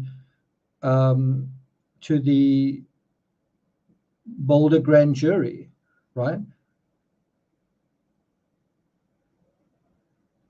And I must say, even going to the house today, the fact that it's been transformed is in a way regrettable, because it's a very complicated crime scene in terms of the house. I was studying today the Ramsey bedroom. We'll deal with that if there's time. Do you know where the Ramsey bedroom is in the house? Do you know what various rooms are in the Ramsey bedroom? Which room in terms of the Ramsey home is perhaps the least talked about, the least photographed of all of them? December 1st, the Post reports the grand jury will meet just once in December. December 3rd, 5 Ramsey family members have been asked to provide DNA samples. And so for the first time, there's unmatched DNA found in the Ramsey home. 1999, prosecutors launch a rare cyberspace appeal for information, something about a teddy bear. A book by Lawrence Schiller called Perfect Murder, Perfect Town offers new insight and details into the investigation. I must say that's probably the most detail-oriented book on the Ramsey case. But it takes kind of a neutral line where it doesn't really offer any, the author doesn't express a view of guilt either way. The book also describes the feud between the police and prosecutors. March 17, 5 alternate grand jurors are sent home. March 18, Linda Arendt resigns. She endured stinging criticism. April 8th, 6-month extension of the grand jury's investigation is granted. May 19th, 12-year-old Burke is secretly questioned by the grand jury. Why did the grand jury want to talk to Burke Ramsey?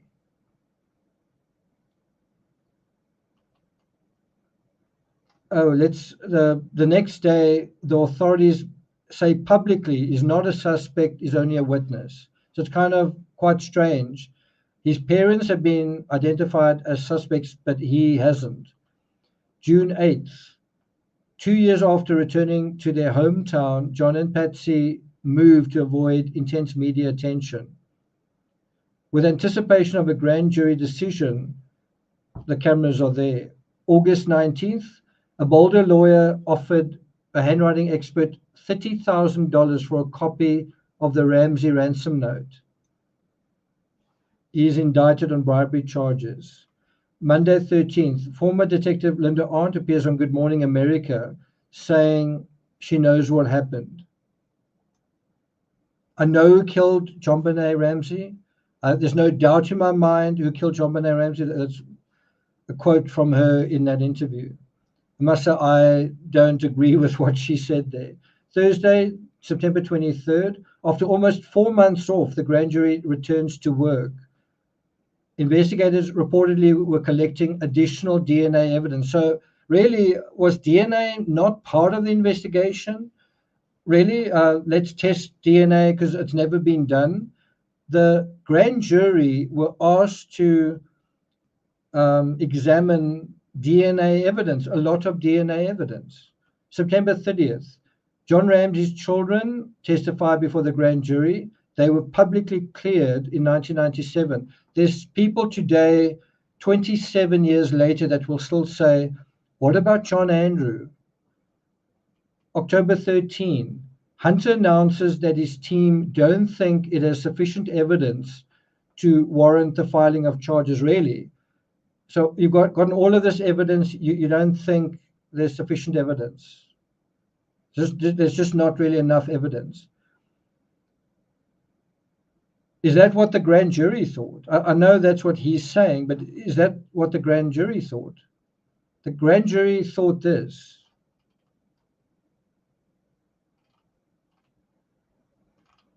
The grand jury thought that. Anyway, let's go on to another documentary, and that's this one from August 2000.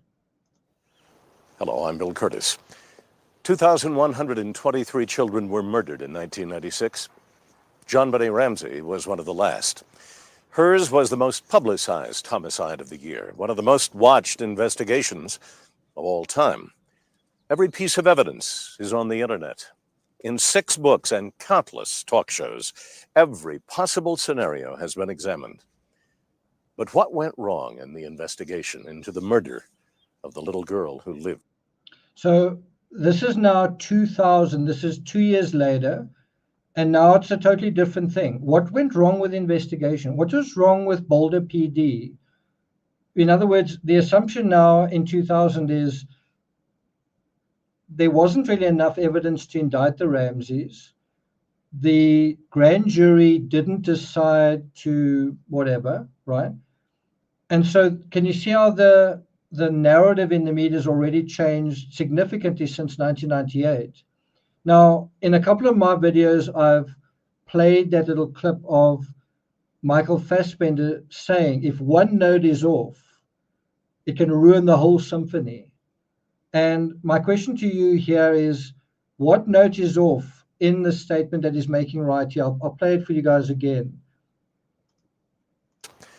2,123 children were murdered in 1996. JonBenet Ramsey was one of the last. What note is off when he says that?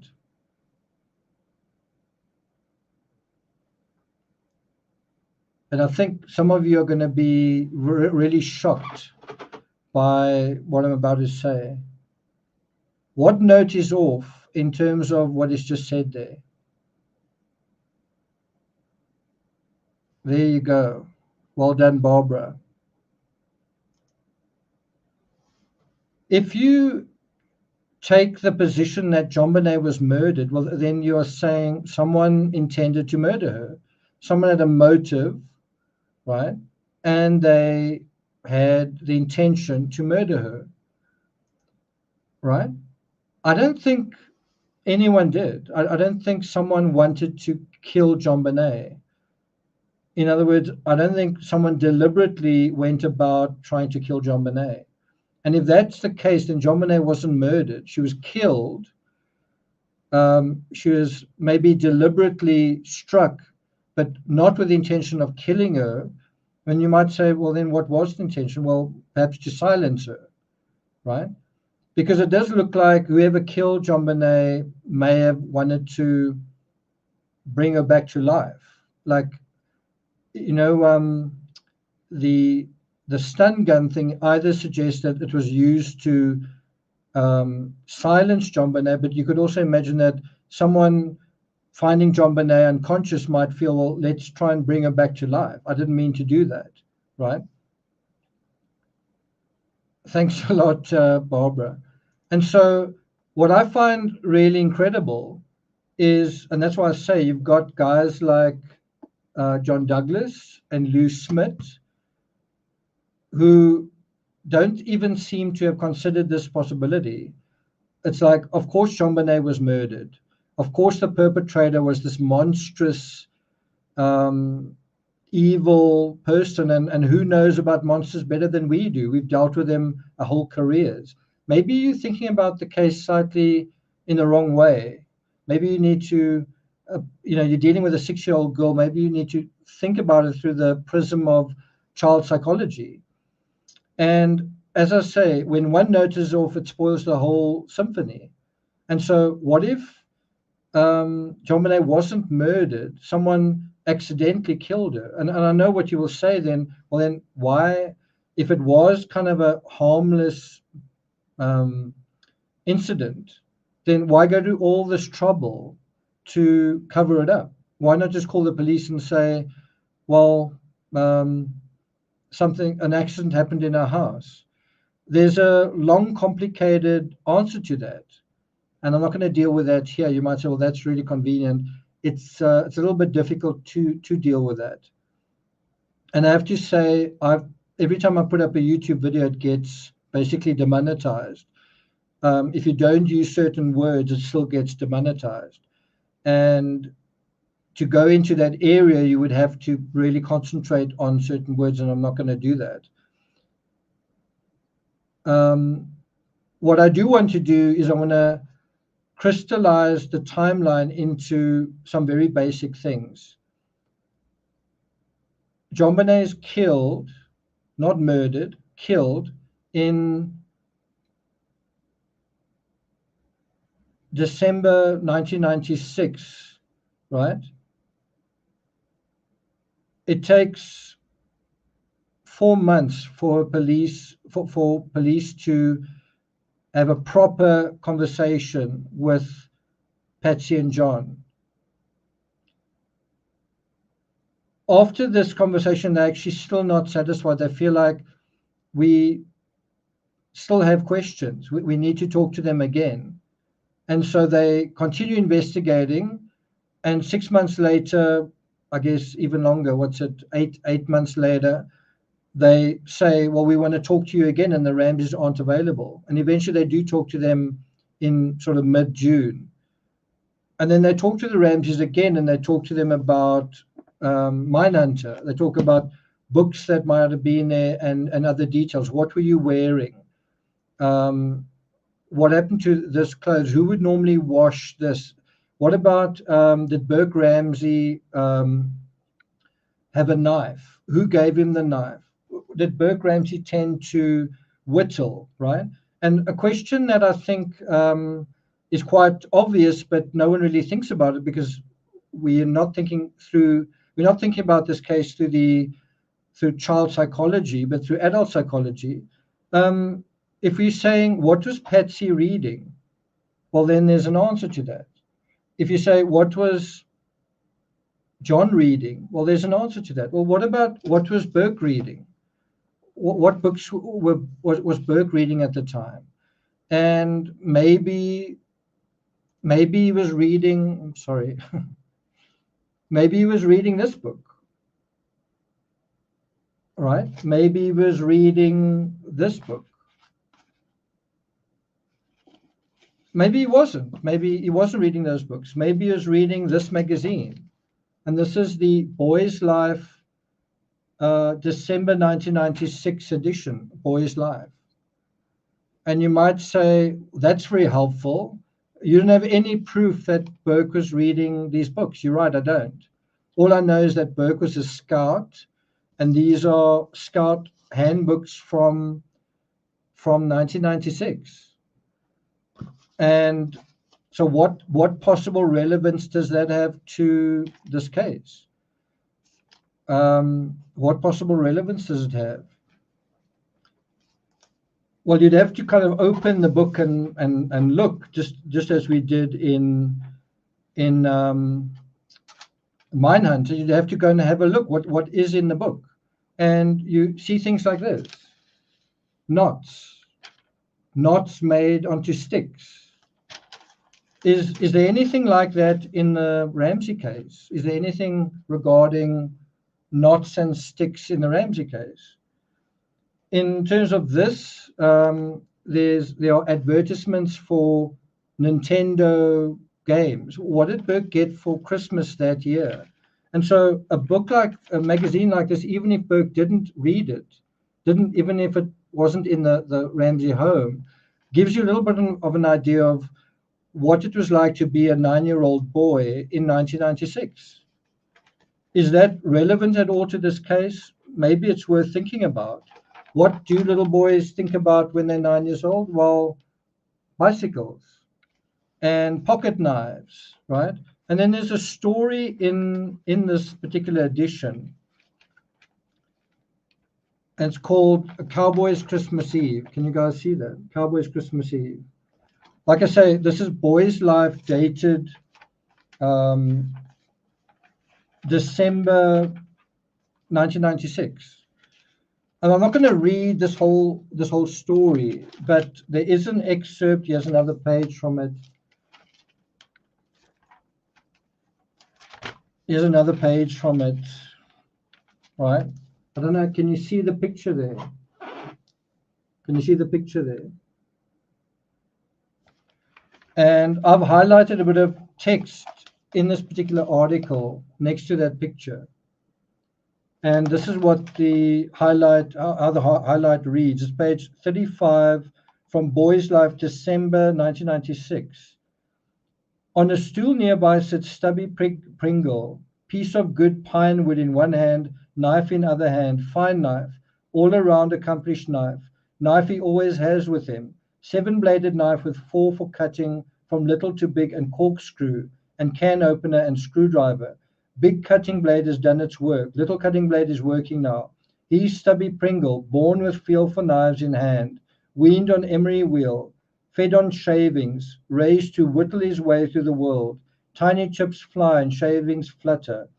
There is in his hands, out of good pine wood, something is shaping.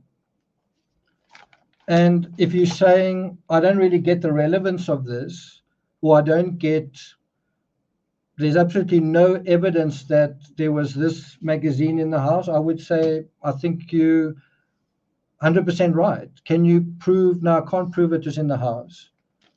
It's certainly far less proof than the Mindhunter book. Can I prove that this book was in the house? Absolutely, I can't. Definitely can't prove it. I definitely can't prove it. But we do know from the housekeeper that Burke whittled. And we do know that there was a knife found not far from the crime scene. And what explanation does that have in terms of the fabric of this case? Meaning, did Gary Oliver use a knife? I've never heard that really coming up. So if there's a knife right there, why is that not mentioned? Heavenly Cloud says, oh, I remember the housekeeper said he would, okay. Okay, so we've kind of come to the end of what I want to talk about in this analysis. I've actually got a couple of Boys Life magazines. This is from September 1996, and this is from October 1996. Especially ordered these from Amazon. And you know, if you look at this one, for example, it's got aeroplanes on the cover. Did you know that Burke Ramsey's bedroom was just aeroplanes on the wallpaper, and he had aeroplanes hanging from the ceiling? And so just simply from that perspective, you can imagine that Burke might have been interested in this particular magazine. I'm not taking it any further than that. Maybe he was interested, maybe he wasn't. What I am trying to say is Burke is also an individual in the story that you never ever hear about. And that's interesting. I mean, the grand jury wanted to hear about him, right? But I'm more interested in the ransom note, really, and all the intrigue surrounding that. I'm kind of more interested in that part. What I'm going to end off with is I want to just take you guys through a couple of photos from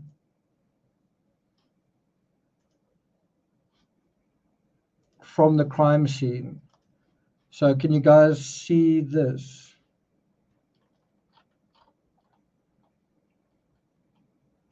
So this is the Ramsey bedroom. Do you guys agree that you almost never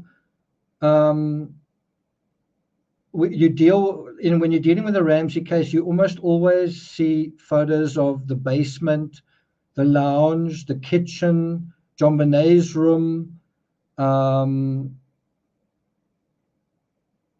the front of the house. Trying to think where else. But the images you see very, very rarely are the parents' bedroom and the garage, and to some extent Burke's bedroom. You sort of see you probably see Burke's bedroom more than you see even the parents' bedroom.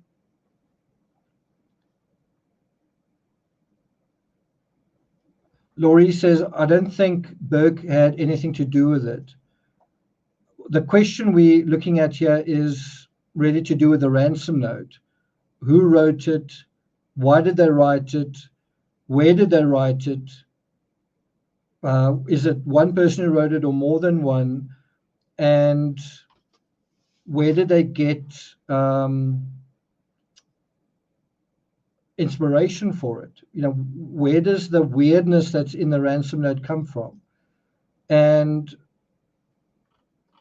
I thought I had more. Okay, so here's another one. So what's quite interesting with this picture of the parents' bedroom is you don't often see it from this particular angle. Let's see if I can. Do I have it? I think it's this one. You don't often see it from that angle where you see there's a chair here and a chair there and a chair over here, right? Shall I blow that up a bit? And so if you compare to the other picture, here you kind of think, well, there's just a bedroom here. Whereas here you see that there's something else going on here. There's a chair and it seems to be kind of either a living room or something else. And when you look at this picture, where would you say the parents' bedroom is in that picture? Where would you say John and Patsy's bedroom is in this particular picture?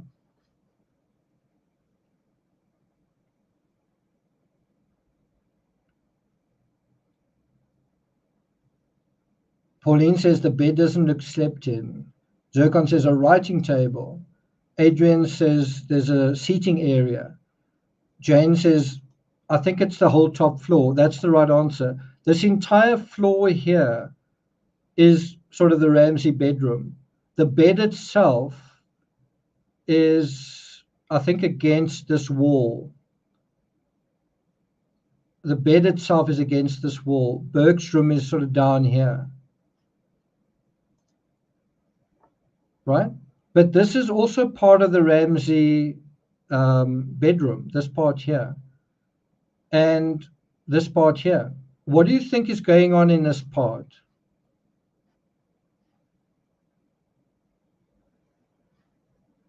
So let me show you another photo.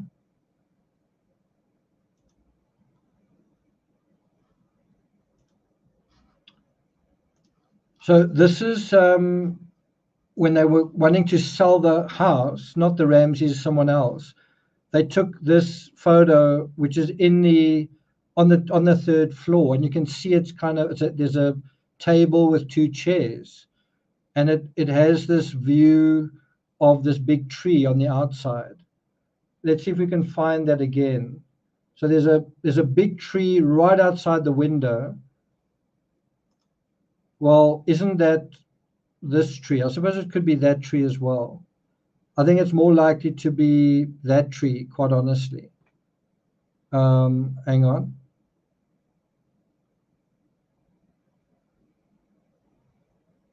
So if the bed is over here,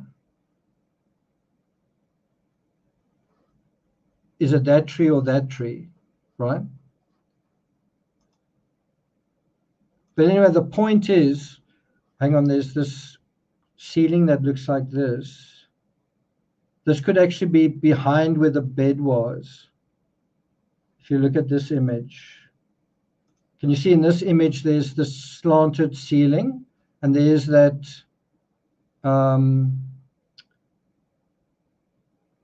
there's the window. So is it this area? They've now put a table and chair, possibly this sort of area. Let's have a look.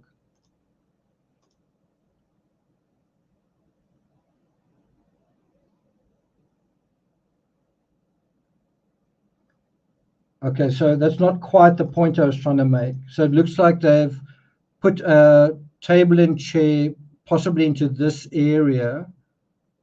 Possibly into this area. Do you agree? Do you agree? It's into that sort of that space. Now, I don't think the Ramseys had done that. I don't think there's really a table and chair. There's a little bit of something going on here. There's some kind of table there. The bedside table is there. I've got another image as well, this one.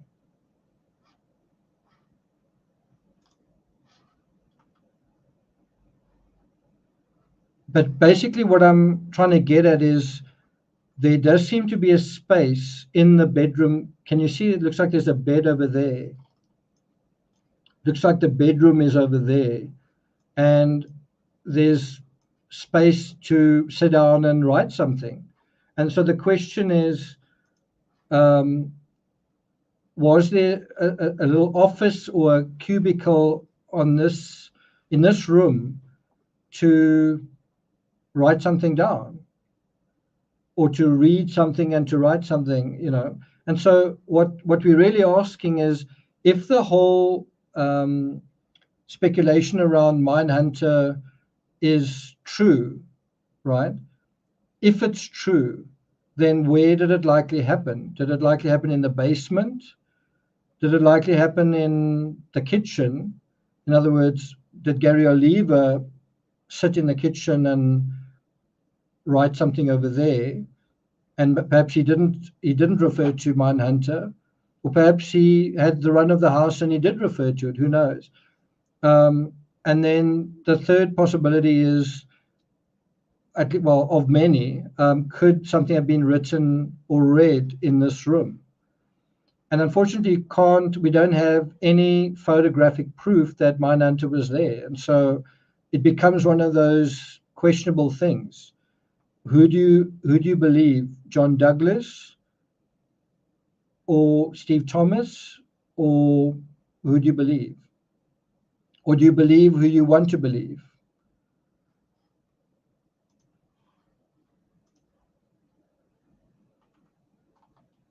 I actually thought I had more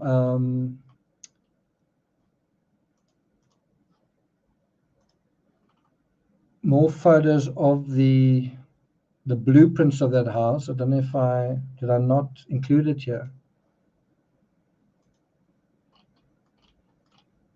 I thought I sent to myself blueprints of that house, but I apparently didn't.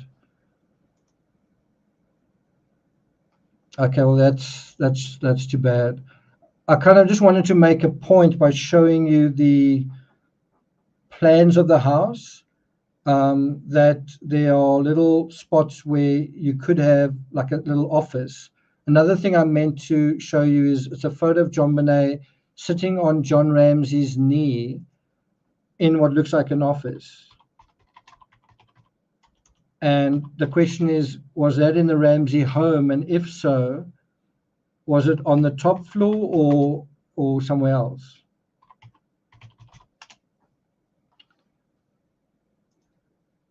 I did so much prep, but it looks like I didn't quite send everything through. And now I can't find that particular image. John Ramsey, JonBenet Ramsey, telephone, office. Yeah, I can't seem to find it. I don't know if you guys know which picture I'm talking about. It's where JonBenet's with John in his office, and I just can't find the picture.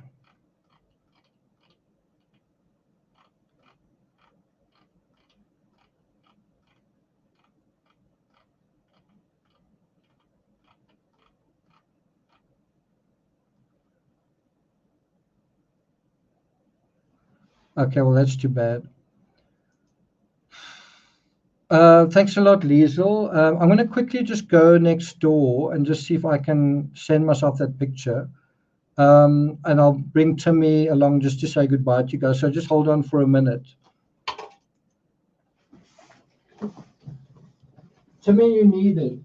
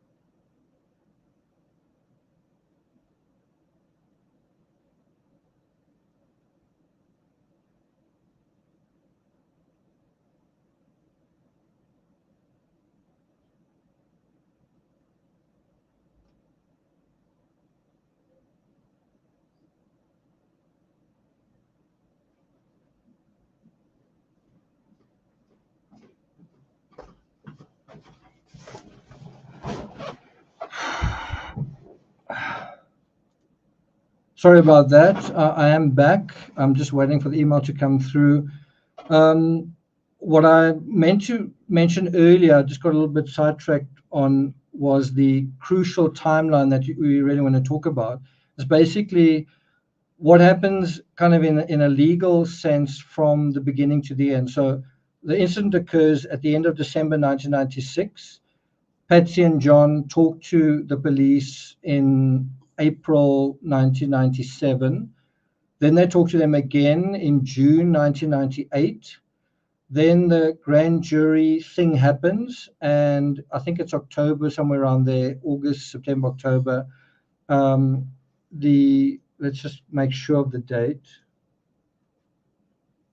I don't want to get sidetracked again, but basically, somewhere in the last half of 1999, the grand jury complete their work.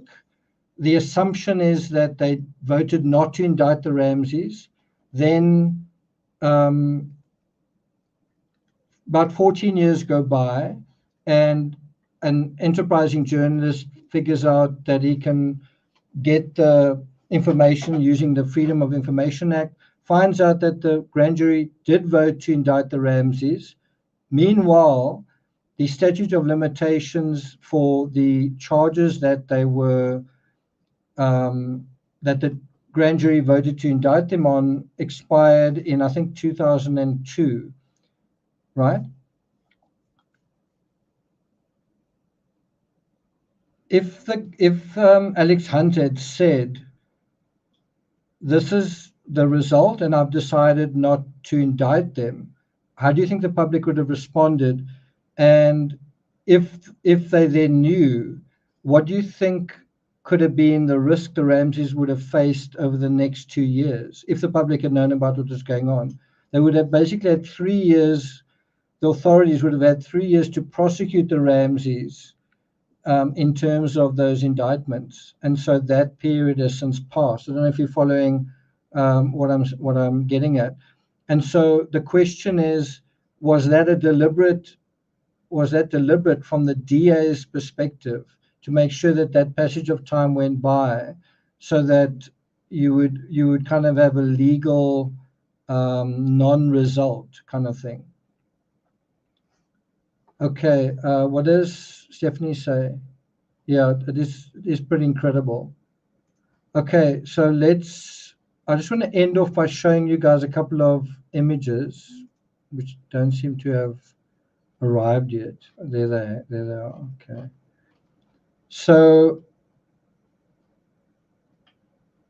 these are a couple of the things I've been wanting to show you. Let's bring this up.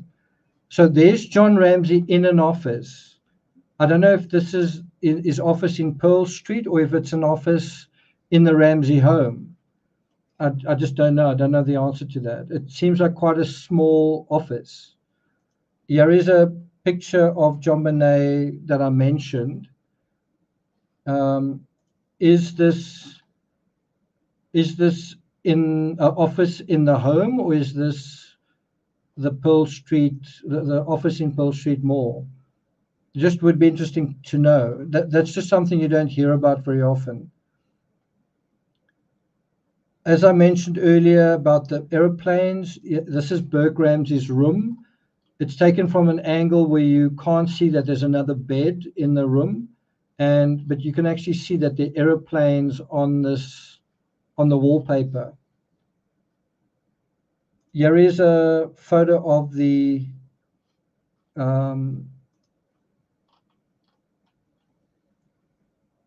investigators. There's Alex Hunter walking around the Ramsey home. I think this is at the time of the grand jury visiting the Ramsey home.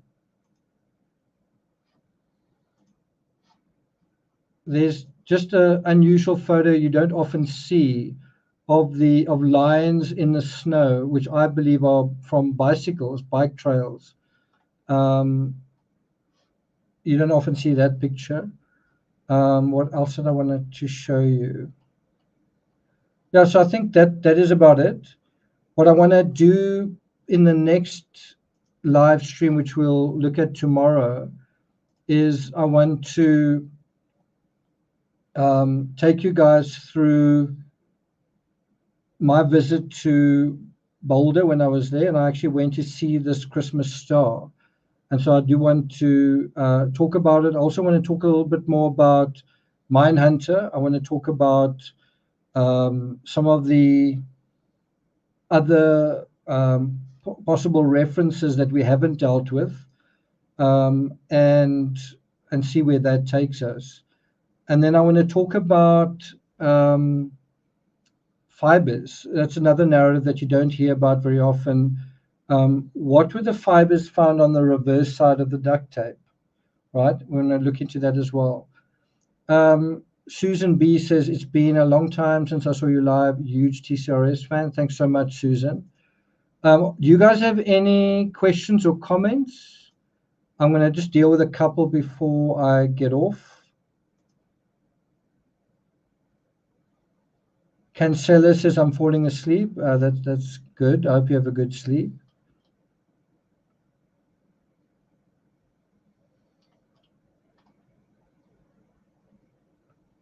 Jane says, blue was a very popular color for carpeting in those days. Certainly isn't today.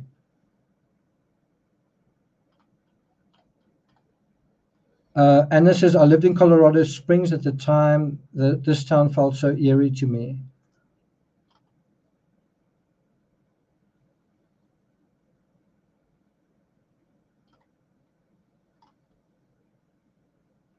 Carolyn says, the ransom note contains the word hence. I strongly intuit that the person using this word would have used it in their own personal writing and frequently.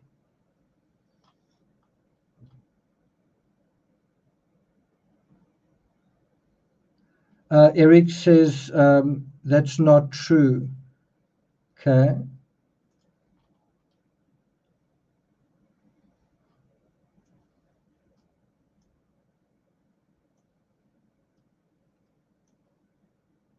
Okay, so I think that's it from me. I hope you guys have found this worthwhile. So in the next live that I'm going to do, we're going to continue listening to both of these documentaries. I would love to play you more of the statements John and Patsy made, but you guys tell me you can't hear them, and I'm not going to, for a second or third time, record it with the sound enhanced. It's just a lot of effort just to be like, oh, I still can't hear it. We are also going to listen to Steve Thomas. Remember, he was really disheartened. It handed in his badge. So we're going to hear what he says in 1998 when it was still so raw.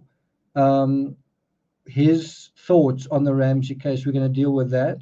And then some other shocking comments, including those made by Alex Hunter. One of the things he was asked is, did you trade, I think, the Ramsey statements? Did you bargain with the Ramsey? You gave them their statements in order to for them to agree to be interviewed. And if you think about it, the police have been accused and blamed all this time, and then to do that, to give them the statements they made, is a little bit like handing like if you're a lawyer prosecuting the case, it's literally like handing them the file saying, this is what we've got, and now make your statement.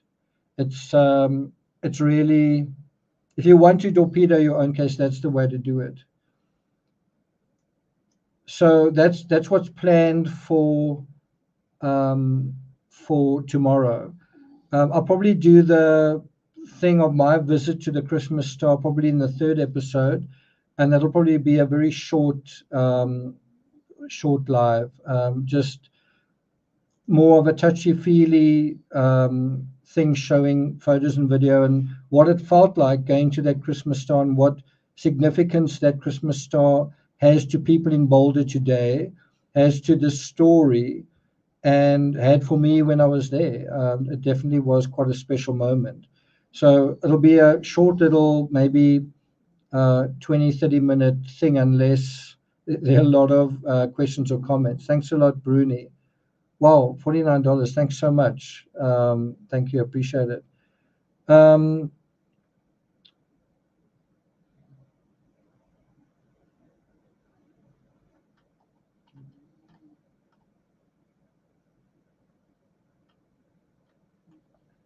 So our thoughts, even now, 27 years later, go to JONBENET.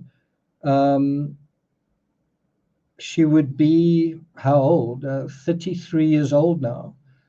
She, still kind of in the process. She would still be a really young person, starting her life just getting going. Maybe she would be, if she hadn't died, maybe she would be married. Maybe she'd have her own little daughter at this point. And it's on these details, if you will, that a whole life is eclipsed or not. And the reason why I care quite a lot about this case is, to me, this case is emblematic of the sort of legal conscience, the legal, what's the word, situation that America finds itself in almost 3 decades later. Now, here's one simple case, you might say, it's one little girl, why do you care so much about it? If you can't find the truth with everybody watching in a case like this, right, then is it any wonder that America is where it is in terms of so many other things? If you allow corruption to take place, to distort, to manipulate, and to get away with itself, you might say, well, it's not a big deal, but then eventually it is a very, very big deal. And there's now a battle for the soul of America going on right now, kind of in a political sense. And guess who's going to decide the outcome of that battle? The courts, the law. And can those courts and can the law, are they still there to protect and serve ordinary people, ordinary Americans? And I'm not from America, but I care about the law. And I care that America is a just and it's a place where justice can be relied on to exist, because that'll help the rest of the world be a just place. And the more places that fall by the wayside and become corrupt, the better the chance that our entire civilization can actually be lost, because that's how it does get lost. If we can't tell the truth to ourselves and about ourselves, then are we a society worth saving? And I would say by the opposite of that, if we can tell the truth and we can honor a little girl and we can find justice 27 years later, and we can care about things like this, then maybe we are a society worth saving. Food for thought. Anyway, that's it from me. I hope you guys have a wonderful Christmas. Thanks a lot, mods, for being here. Stephanie, Jean Karras. By the way, Jean, I did listen to those messages. I still need to respond to that. But thanks everyone for being here. I hope you guys are doing okay. I hope if you're not in the bosom of your families this Christmas, that it's nevertheless going to be a enjoyable time for what it's worth. If you're feeling a little bit lonely, I do recommend you get one of these. That does help. But otherwise, don't get too bogged down by whatever, the absence of the Christmas spirit. But anyway, I hope you enjoyed this discussion, and please be back tomorrow for part 2. As I say, we'll deal with those documentaries.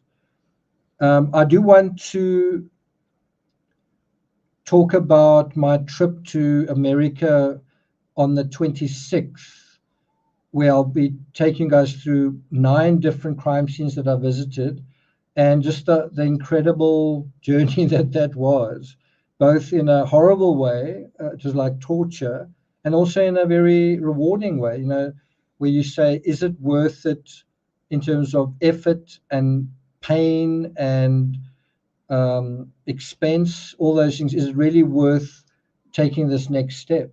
And that's, I think, where you are asked, without an audience around you, how much do you care about what you're doing? How much do you care about justice? How much do you care about the stuff that you talk about and think about? Why don't you just go home? Why don't you just cut your losses and just go home? Why do you care?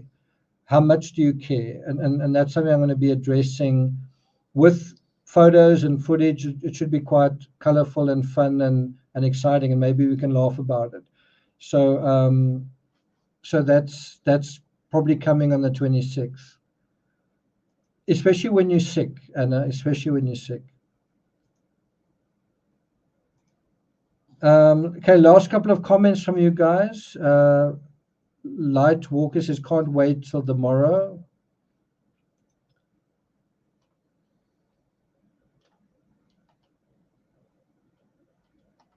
Anything else? Silent Murmur says, Merry Christmas, everyone. Merry Christmas.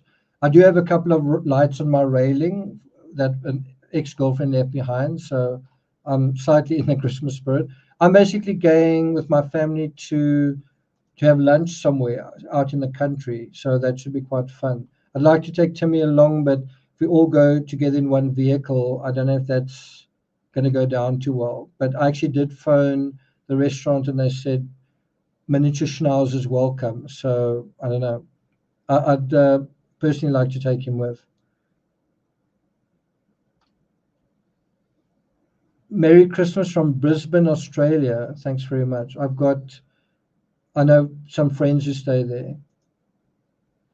Don, the live stream will be a little about the same time as this, probably 10 p.m. Eastern, about an hour later than the show started. So that's the plan.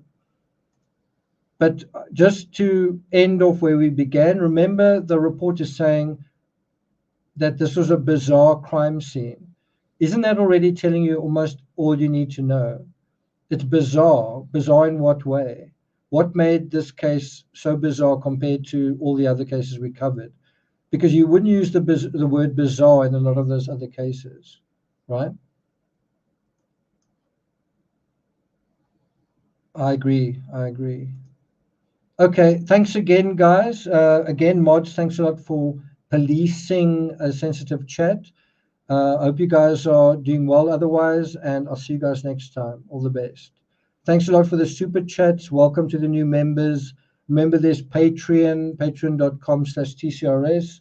If you haven't read any of my books on the JonBenet Ramsey case and you want to read one, there's this, The Craven Silence. Also, thanks to Lisa for joining us in chat briefly. Sorry it wasn't for longer. I don't know if you're still here. Thanks a lot. It's going to be a lunch, not dinner. Probably going to be hot as well, so it should be quite interesting. Kimchi says, I enjoy my string lights. Cool. Thanks a lot. Okay, guys, take care. Blessings, and I hope you are I hope you're close to someone that cares about you or someone you care about. Yeah, hopefully it's a special time. If not, then I hope you've gotten at least some measure of comfort out of sharing this time right here on this channel, where we care about the real world and being real in the real world. Is it better to be a Patreon member or a YouTube member? I would say Patreon. I don't know what you guys say.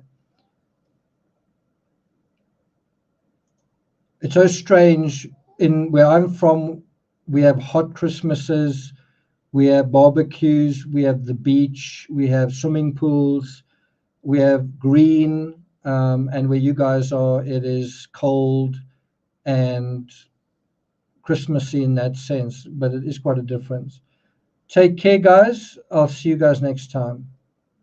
Let's just play out with this.